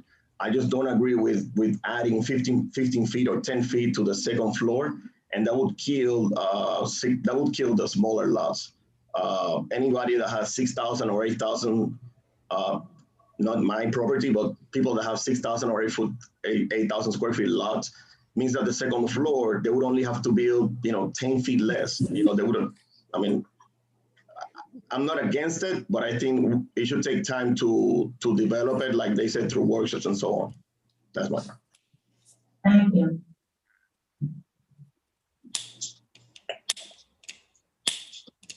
Anybody else's hand?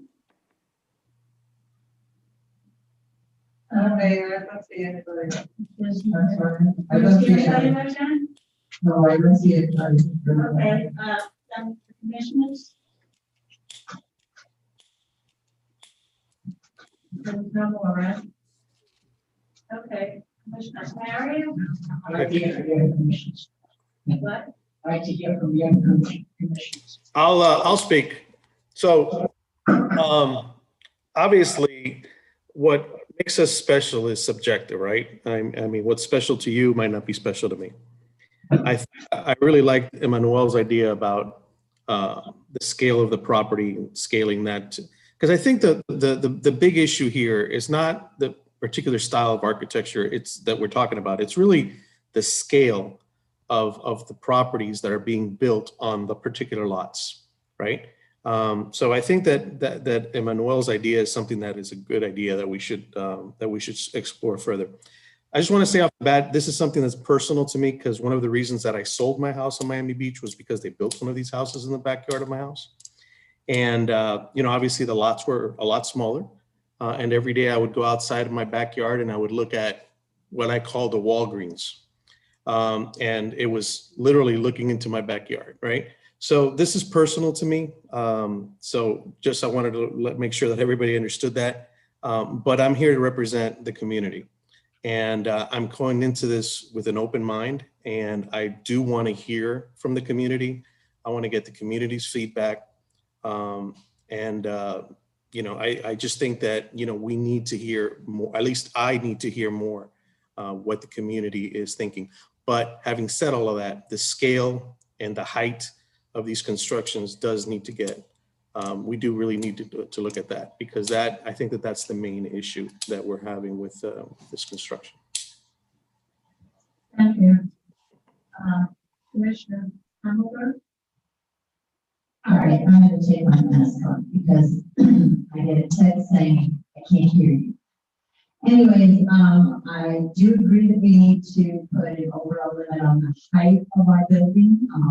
There are people who want 20-foot ceilings, and that makes for a very, very high structure. I do think Gage's idea of stepping back things, although it is more costly, when you're putting on a $100,000 addition, adding $3,000 more, shouldn't be that big an obstacle.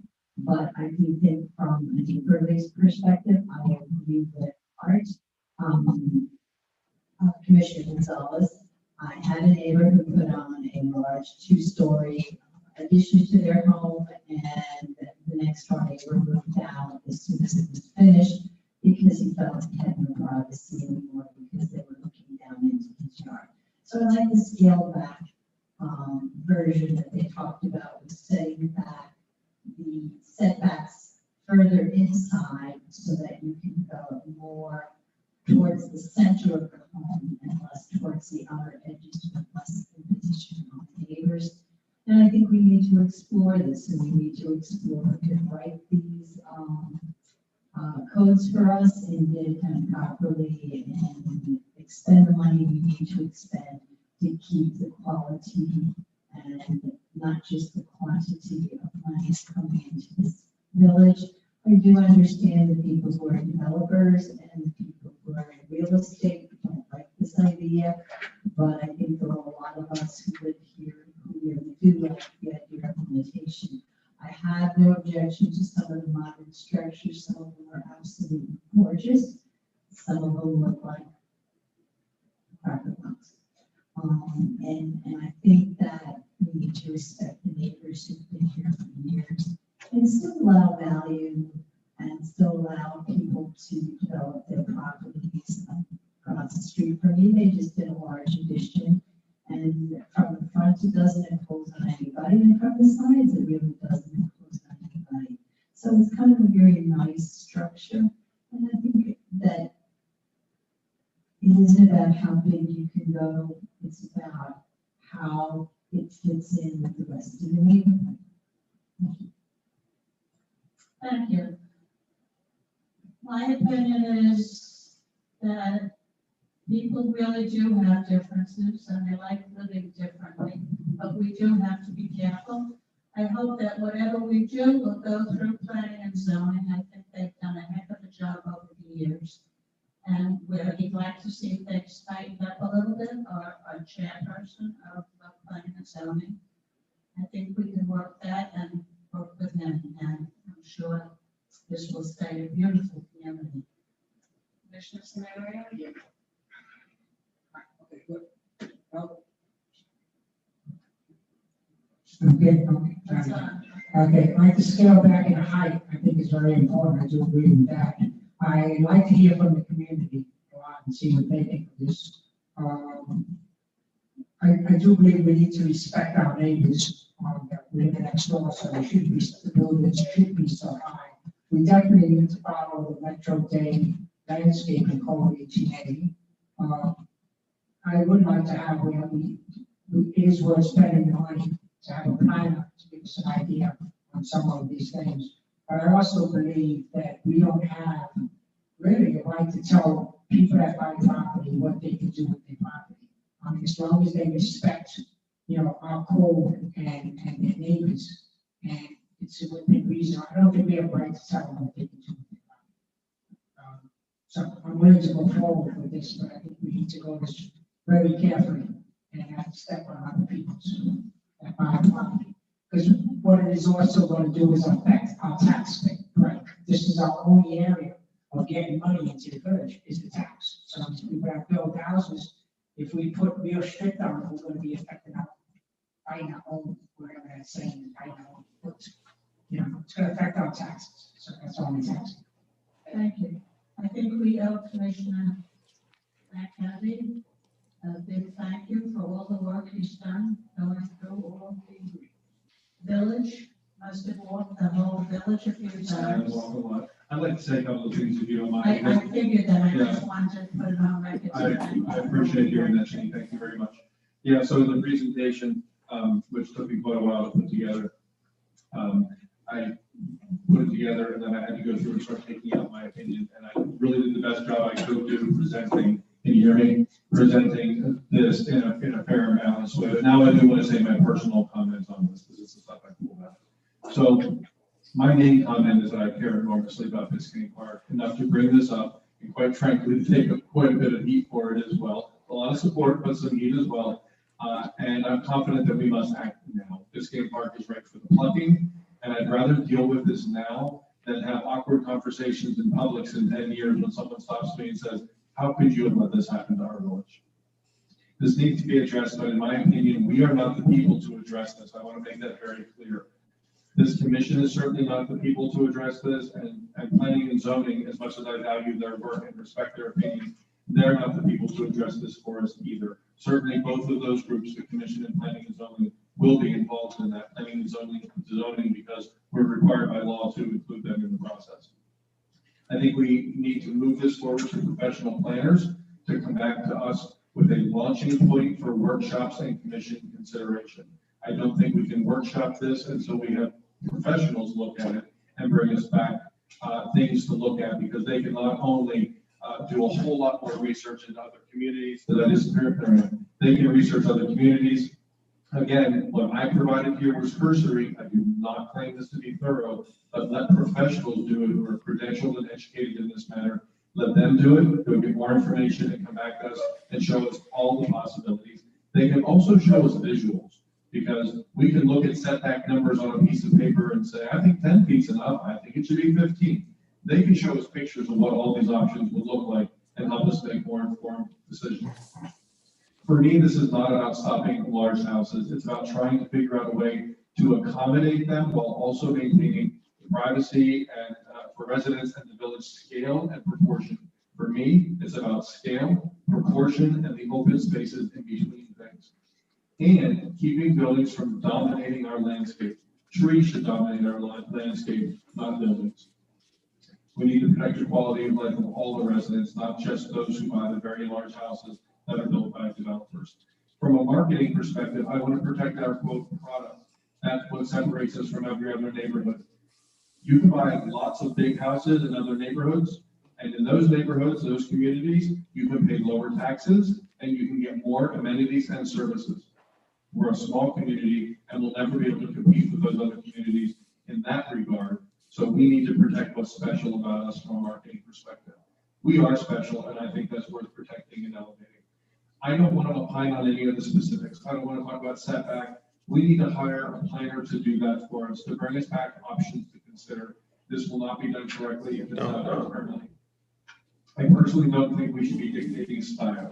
So this I want to make sure everyone heard loud and clear. Mac does not think this village should be dictating style. Everyone thinks as soon as I brought it up, he wants to tell us we can't build these modern houses. I think nothing of the sort. We are not a community that has one style of architecture.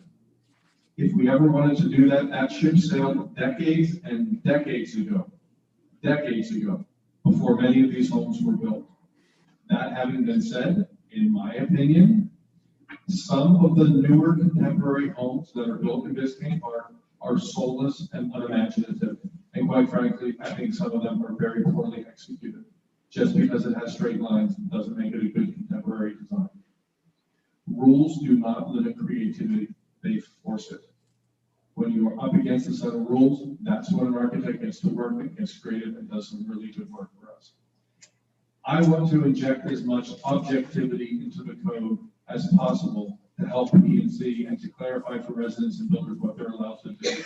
We need to limit the subjectivity in our code dramatically. Right now, so many things are not included in our code that when P&Z is trying to protect this village and make our overall aesthetic be as elevated as we all want it to be, they're limited and they try to figure out ways to get the job done for us. We need to introduce more objectivity and leave as little subjectivity as possible. I do think that landscaping needs to be included in our land development code. So here's what I want specifically, and it's not to write code or to provide specific parameters to tell people what their houses should look like. No specific should be predetermined by this commission or P&Z. I think we need to hand this over to credentialed, experienced professionals with the resources and time to produce quality work on our behalf. They will also further research how other preferred communities have already addressed this successfully. They can come back with a framework for a community discussion and we can move it along. That framework will ensure a quality community discussion. If we try to have a discussion without some kind of a framework that professionals have put together for us, and quite frankly, run the workshop for us, it will be a free-for-all and go everywhere where we all want it to go.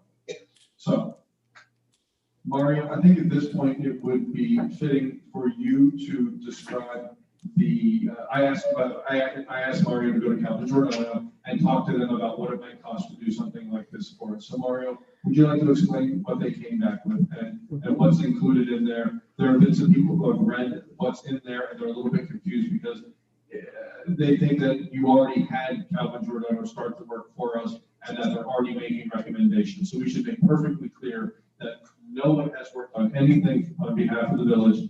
No one has come back with any suggestions. They showed us an example of what things would look like for the money you would pay them. That's all they did. So be abundantly clear about that. Commissioner Kennedy, before Mario says something, I just wanted to ask, well, two things. Number one, Commissioner Samaria, you mentioned that we can't dictate what people do on their properties, or we shouldn't. We already do. I just want to be clear on that. We already do dictate what people can and cannot do on their properties. Second, Commissioner Kennedy, I just wanted to understand exactly what direction are we giving or giving Calvin Giordano to come back to us? What exactly is it that we're asking them to do? Just come back with multiple ideas? What's the idea there? Okay, Art, to be clear, we're not asking to do anything yet because we haven't given direction to Mario to do. What would we like to do? Mario went to let's let Mario, I think he'll fill in some of those blanks for you right now. He went to Calvin Giordano. He showed them this discussion item in my presentation and asked them to, how would you quote on a job like this? What would it entail? So let's let him do that and see what that fills in for you. And then I'll be happy to say that what I think we should have them come back with. Is that cool? All right. Go ahead.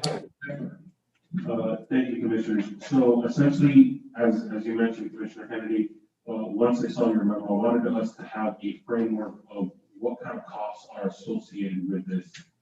We are a very small village. We don't have a full-time planner or in-house staff that can just do this type of work. So it would be part of the professional services that Calvin Giordano provides in their already approved contract. Now, they have not started any type of work. This is simply a proposal of cost or with regards to how the item was presented in your memo, Commissioner. It's not taking into account any other commissioners' feedback of what we want, what we don't want. This can all be changed based on the conversation. They said there's essentially two options. One is more prescriptive, essentially saying you're only allowed to have these styles of homes. And the other is less prescriptive, which is essentially saying you can build any style of home, but you need to stay within these parameters. And so from what I've gathered based on comments and our discussion today, it appears that option 2 is less prescriptive, as long as they fit within the number parameters. If you want to make it standard, you want to make it country, if you want to make it contemporary, it's kind of up to you. Now, there are several types of things that they have to kind of go through. This is very basic at the end of the day of what they would end up going for the standard development code. This is not a complete master plan for the village. This is only looking at the setbacks and the various components that you addressed in your presentation. Essentially, for $7,000, they would go through the and they list out the different steps that they would go through for that. It includes a planning and zoning meeting. It includes a presentation to the village commission, which is stakeholder meetings. We can change that to have more of a workshop or a town hall type of meeting instead of a village commission, because regardless, it would still come before 2 readings at the village commission, where you all would have direct influence, almost like what we did for the construction and the various ordinances, where you all went line item by line item. I think that would essentially end up happening anyways. So we could definitely alter some of these as to what kind of public meeting we can add to, we can reduce. But going to planning and zoning and then having 2 readings in front of the village commission is required regardless. Now, from there, they wanted to give some additional options, like you mentioned, Commissioner Kennedy. Sometimes just looking at a number on paper for many people doesn't provide that visualization, that image of, oh, okay, I understand what that's going to look like. So they took it upon themselves. There's 2 different types of renderings that they can provide: a 2D, which is just an artistic rendering, or a 3D model. Now, these are normally drawings that are essentially to scale. So you can say, yes, the tree will look about that big compared to the house and so forth. They recommend up to $5,000 or around $5,000 for budgeting. It's optional. It is not a requirement.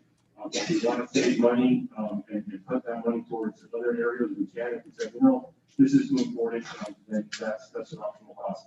And then part of the overall discussion that we've had in the village and part of the land development code is also landscaping architecture. We pride ourselves on our tree canopy and the amount of trees that we have throughout the village. And so one of the things that we have is right now we fall under the county tree preservation ordinance. That means that if someone wants to cut down a tree or plant a tree and things like that, they go to the county, almost like the dog ordinance that we were talking about. It's, yes, the county has an ordinance and we fall under it, but then it's up to the county to do the enforcement. Essentially with this option 1, so 1A and 1B you would be doing, so that's about, forgive me, I gotta do math on the fly, it's about 7,700. You're talking about rewriting that, so essentially anybody who wants to remove a tree would have to go through the village, not the county. And so it creates our own. However, the county does need to make sure that all of their provisions that are there, we can be stricter, we can't be looser than the county. And so that whole process, they would rewrite ours, create ours, and then they would have the county go through that revision and that back and forth that they do before you would ultimately come for adoption. And then you can then, in addition to or instead of, do option number 2 in the landscaping, which is rewriting the landscape code within the village. It goes into the level of what type of trees, what type of bushes, how high, you know, it goes to a very detailed level. We can't get into number 2, we cannot now. Where is this budget coming from? And that's something that Commissioner Kennedy was asking when he was developing this. We do have some budget within the public works for various type of tree trimming that we could divert and not fully use for its intended. For example, we've got several tens of thousands for removal of Australian pine. Maybe, although I'm trying to get quotes for it now, maybe we don't go to the full extent of what's budgeted and we divert some of that for some of this landscaping costs if we want to go that route. With regards to the planning cost, that one's harder. That one's harder. I have the authority to transfer budget within the funds. However, I always try to capture, I'm not going to divert a public works budget for police salary, for example. That would have to come to the commission. We don't have $7,000 in planning right now, so I'm trying to work with Paul. He was on vacation with his over spring break. He is back now, so we do have a call that we need to kind of get to and try to square away. Overall, financially, the village is in good shape, and so I think we could afford it. But where to just say, oh, this is the line item and look how much money we have, I need to do a little bit more research on that and come back to you all, because it might require a transfer and some type of a vote for the commission. I just haven't been able to identify it by myself, but that's why we have Paul, so he's the one that usually goes into those type of details. Okay, so what I think I'm hearing you say, Mario, is that some of this we could find in the budget, and some of it, if we told you to do it tonight, asked you to do it tonight, you couldn't do it anyway because we'd have to figure out some finances first. Okay, so we can't actually make a hard decision on this tonight to ask you to go do that. Is that what you're saying? I think you can definitely give me direction to say, Mario, this is the intent that the commission wants to go find that budget. And if you need a vote, bring it back and tell us how to go forward with that. So that would be the next meeting. Right, we can do that next meeting, or just because I don't have a line item with the 7,000, it's not something that was planned for in the last budget cycle. And that's an amount of money that I wouldn't just feel comfortable saying, yes, we can just transfer that. We need to take a hard look. Can we afford it right now though? Because although they're related, I almost look at them separately. Can we afford everything overall? Yes, we are healthy right now, especially with the influx of the reserves and everything that we've received. Our revenue is coming in higher than what we expected, and 7,000 isn't a game changer. Even though for us it's still a lot, it's still not $100,000 type of dollar figure. We just have to consider whether that's an investment. I think we can afford it, but do we have it identified right now? No, we don't. Okay. So, what exact product would they be handing us at the end? Would they write the code for us, the code changes, or would they structure it to a point where we agree on it and then we have Valerie and Ed actually write the code for us? Who and gives us the end product that we consider? So essentially this would be work, the planner would design and make the improvement standards based on what we're doing, put some kind of conceptual so that they can have a public meeting about it, right? Because going to the public with a very vague idea isn't going to help them move along in that process. So they'll have something, and then take that to the public, get the public feedback, make those changes. If we need another public meeting or we go to P&Z from there, then again, P&Z, yes, it's an advisory board, but it's still a public meeting. And even though you're not on the agenda, if there's a topic on the agenda that you all wish to comment on, you still have that capability. So it's still a public meeting. It's more structured, but it's also good to have the public there for these type of conversations so that the board can hear that in their consideration and their recommendation to you. And so everybody's clear that that's an actual legal requirement. Our planning and zoning board is our land development board, and they're required to consider any code changes. It goes through them. They don't approve them. It goes through them with comments before it comes to us, and we're the ones who make the final decisions. Correct. And then, obviously, if there's any changes from there that needs to be made, that gets worked in as well. And then you would then receive what they call a strike through. So essentially the same as what you saw that Valerie had prepared for the dog ordinance, where they said, hey, this is your existing, and these are all the new stuff, and this is the stuff we're getting rid of. And then you would go through that, and then you'll go through the readings, and you'll say, we like these things, we don't like these things, we need to change this. You know what, after we finally had this discussion, and I'm hearing everybody's feedback, I now feel differently about that. You know, how can we change this, or how? So there's still a lot of process that we can do, and I'll let Ed and Valerie chime in and how they work with the planners on this. It really depends on the cities and how they've had all those structures. I've seen it a few different ways. mainly because on master planning, there's a much bigger component. It's a much longer process, and it takes on weeks of charrettes and all those type of things because they're looking at everything. This is not what we're doing. We're not doing the master plan, so it's a much smaller. So I'm not sure how that can fit in, but I'm sure that in Val, with everything we've done since we've been on board, they will take a look at all resolutions and all ordinances. So I'm sure that they would still work with them, but I'm not quite sure exactly how that fits within their agreement. Ed, do you guys want to? And before you answer that, also, if you would, at some point, I'm assuming this would go through you guys for full vetting, so you would make sure that something we wanted to do and included in there wasn't illegal or had not been challenged somewhere or gotten another municipality in trouble. I'm assuming you'll give us the thumbs up on anything before we would be considering it. Is that correct? Absolutely. So I'm still confused as to what exactly is the direction that we're giving Calvin Giordano. Where are they getting their direction from? Is it from your presentation? Is it from the P&Z's recommendation? What direction are we giving them to come back to us with whatever? That's the part that's got me confused. I think that I would imagine they've already seen this presentation and they'll see the meeting and they'll hear what everyone had to say about it and whatever decision we make.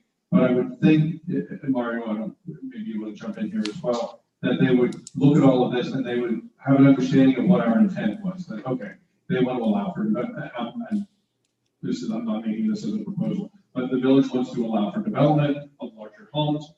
They want to make sure they're not impacting neighbors and changing the character of the village overall. They're concerned about scale and proportion and the things that we have been discussing, that they would take all that and say, okay, here are the parameters that you use to try to rein some of that in and to provide guidelines. They would come to us and show us, here are the things you could do. Here's what other communities have done. Here's how it changes the looks of buildings, and they would show it to us as examples.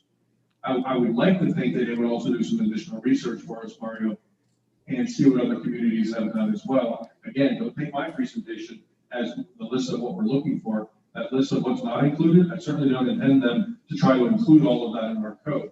I'm just pointing out there are lots of things that other places do that we don't. So to your question, Art, I think, and chime in here, that they would want to consider what our intent is and try to turn that into something for us so we could consider it and then start playing with it from there. Especially, I love the idea of the 3D renderings, because numbers on a spreadsheet are one thing. 2D renderings are another thing altogether. They're very flat, but then when they turn them into something 3D, then you can look at them and you can, as lay people, because none of us on this commission are experts in this field, but we're the ones that are tasked with making the decisions, right? We're lay people who are tasked with making decisions that professionals bring, choices that professionals bring to us. I think so is and us as well. Okay, so once we get this recommendation from them or report or whatever we're calling it, at what point do we start getting community involvement in this process? From the beginning, sir. Right from the beginning, I would think, and then if you look on my proposed timeline, which by the way, I just put together myself, that was not meant to be anything I was gonna make a motion on here tonight. But if you look at it, where is it? Here we go. I have on here that Mario and the planner come back and present proposed changes to us so we can have a first look at it and have a discussion about it, no decisions made, and then have a separate public workshop where once we get a look at it, maybe all of that happens in the same night. I don't know. You guys tell me what you think. But I think we need to consider it and say, is this what we intend? Is it kind of addressing what we intended to address? And then have a public workshop so we can get the public involved in that as well. And then I'm sure at that point, Calvin Giordano's going to have some work to go back and type it up. So if I may, I apologize for interrupting Commissioner Kennedy. I think I get a little bit of a consensus here, and please correct me if I'm wrong. I think the next step from where we're going from here might be, Mario, we want to continue the discussion, find the budget, find what that process, and get a timeline from Calvin Giordano. And even maybe for the next meeting, have them here so that they can walk through that timeline. And then at that point, I might even be able to say, okay, this is what we need from the budget, this is how we can do it, that's where you can do at least the initial vote to move that budget forward and do that. I'll let you sound to that. They can, because I know where we want to get to, but I don't want us to jump, to the end of the line before we start. Public participation will always be in the beginning, because they need to be able to move forward. We have the initial discussion here, but they need to gather the community input and kind of move this forward. And then the community is involved, but even before that way as well. Correct, but even before that, I would ask the commission, give me a little bit of time so that I can tell you where the budget is, because, a hard reality might be, commission, I'm really sorry, but we don't have the budget this year, and we gotta start in October. So, let me kind of find a little bit, work with Paul a little bit more on it, and then I can bring it back. I can even communicate to you prior to the meeting so that we know what the direction is. That way, in the meeting, it's not a surprise. It's not something that we just know. We know where it's going, and it could be a much quicker discussion to get it moving. Could we do that? You okay with the commission? I'd like to say that. Could we do this? Could you talk to Kevin Giordano and let them know what our intent is, and that we intend to use them to do it? And as you said, have them come to the next meeting to discuss it with us. I would love to hear them report back to us. This, having looked at the presentation that you guys all had some kind of consensus over, and having watched your meeting and talked to Mario and look, PNC, look, they kind of take it all in. And at that meeting, come back in May and say, this is what we understand your intent to be. Correct. Would they do that before we signed it? Had you signed a contract with them for this? Like, this is, we know you tell them, look, they want to do this, and you're the people that are going to do it, but they want to hear you report back, kind of repeat back what it is, because that's that, I think, Art, that's the part that you're worried about, is like, what are they working on for us exactly? So Right. if you have all of this, listen to it, and have them say, okay, this is what we understand the project. Yes. And then at the meeting, we could have a formal vote and say, great, all right, I'm sure that they'll be glad to come here and kind of talk that process out.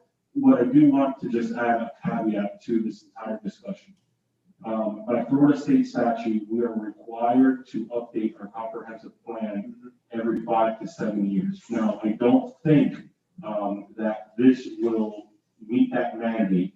However, this can be part of a larger component that we're going to have to spend some of these monies regardless, because we're already entering year 6, I believe. So some of this would contribute to that larger project that we have. We might just want to combine it and do one process that's going to address that and do the comprehensive plan update. Now, what does that mean? I'm not sure. I will bring this back, that component as well, so that you can have a total picture and not just a fraction, because I don't want you or the community to feel, okay, we're going to spend this money and then all of a sudden have to come back in less than a year, say, hey, we got to do this all over again, right? So let me kind of put a little bit more parameters around that and kind of bring that back to you all, so that you can have even them here to be able to explain what that process looks like.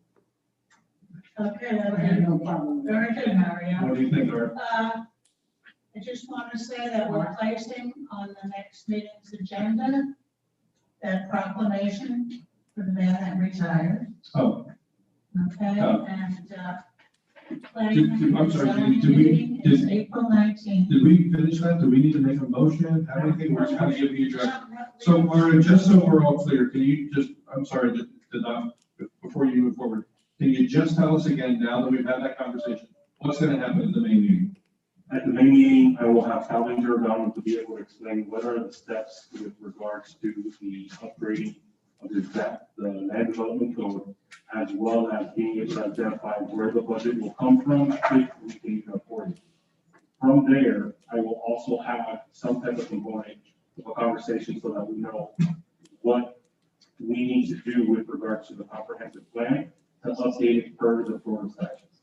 And that's something Calvin Giordano could or would do for us as well. Correct. Okay, so in the main meeting, we'll talk money. Do we have it? Where is it coming from? Do we need to give you authority to do it? We'll get the money part of this tied up, assuming we still want to move forward. Calvin Giordano will be here at the main meeting. We'll get someone here to discuss this with us. And I agree with you. It made me a whole lot more comfortable if we had them here and we had that direct conversation and we all agreed, okay, they understand the project and what our intent is. Let's let them get to work now. Yes, I agree. I will entertain a motion to adjourn. Well, we need to add things to the next meeting. I'm sorry? Is that the last item on the? Yeah. Okay, except we're talking about the next meeting. We've never finished the administrative fee schedule that was supposed to be approved for tonight. Will that be at the May meeting? Because we left that hanging. Yeah, Yes. I'm still working, and trying to coordinate with the, contractor and all the stuff who does all the inspections and all. They were doing an evaluation based on what our fees and surrounding community fees were. And they were trying to put a fee schedule in front of you that would make sense and also cover the expenses that we have as a village. So they are not done, and I told them, well, we're not going to increase any fee sharing or anything like that until it comes, because you all told us you would be ready. They haven't been ready. Okay. Well, we need to get it right. Yeah, exactly. Yeah, so, all right, that was your item. You're all good with that? Yep. I was gonna ask Mario about that. You're making a motion, Commissioner Kennedy? I'll make a motion to adjourn. Madam Mayor. Whoa. Just want Wait to a say, minute. thank you to the commission. We had a kick-ass meeting today, pardon my French. We got a lot of good stuff done tonight. So congratulations, Todd. Always find something. Chief? Who? Chief. Oh, she started to speak. Turn the mic on. Vice Mayor Gonzalez, you have something to say? No. Chief said something to say. There he is. Go ahead, Chief. Go ahead, Chief. Come to the light, Chief.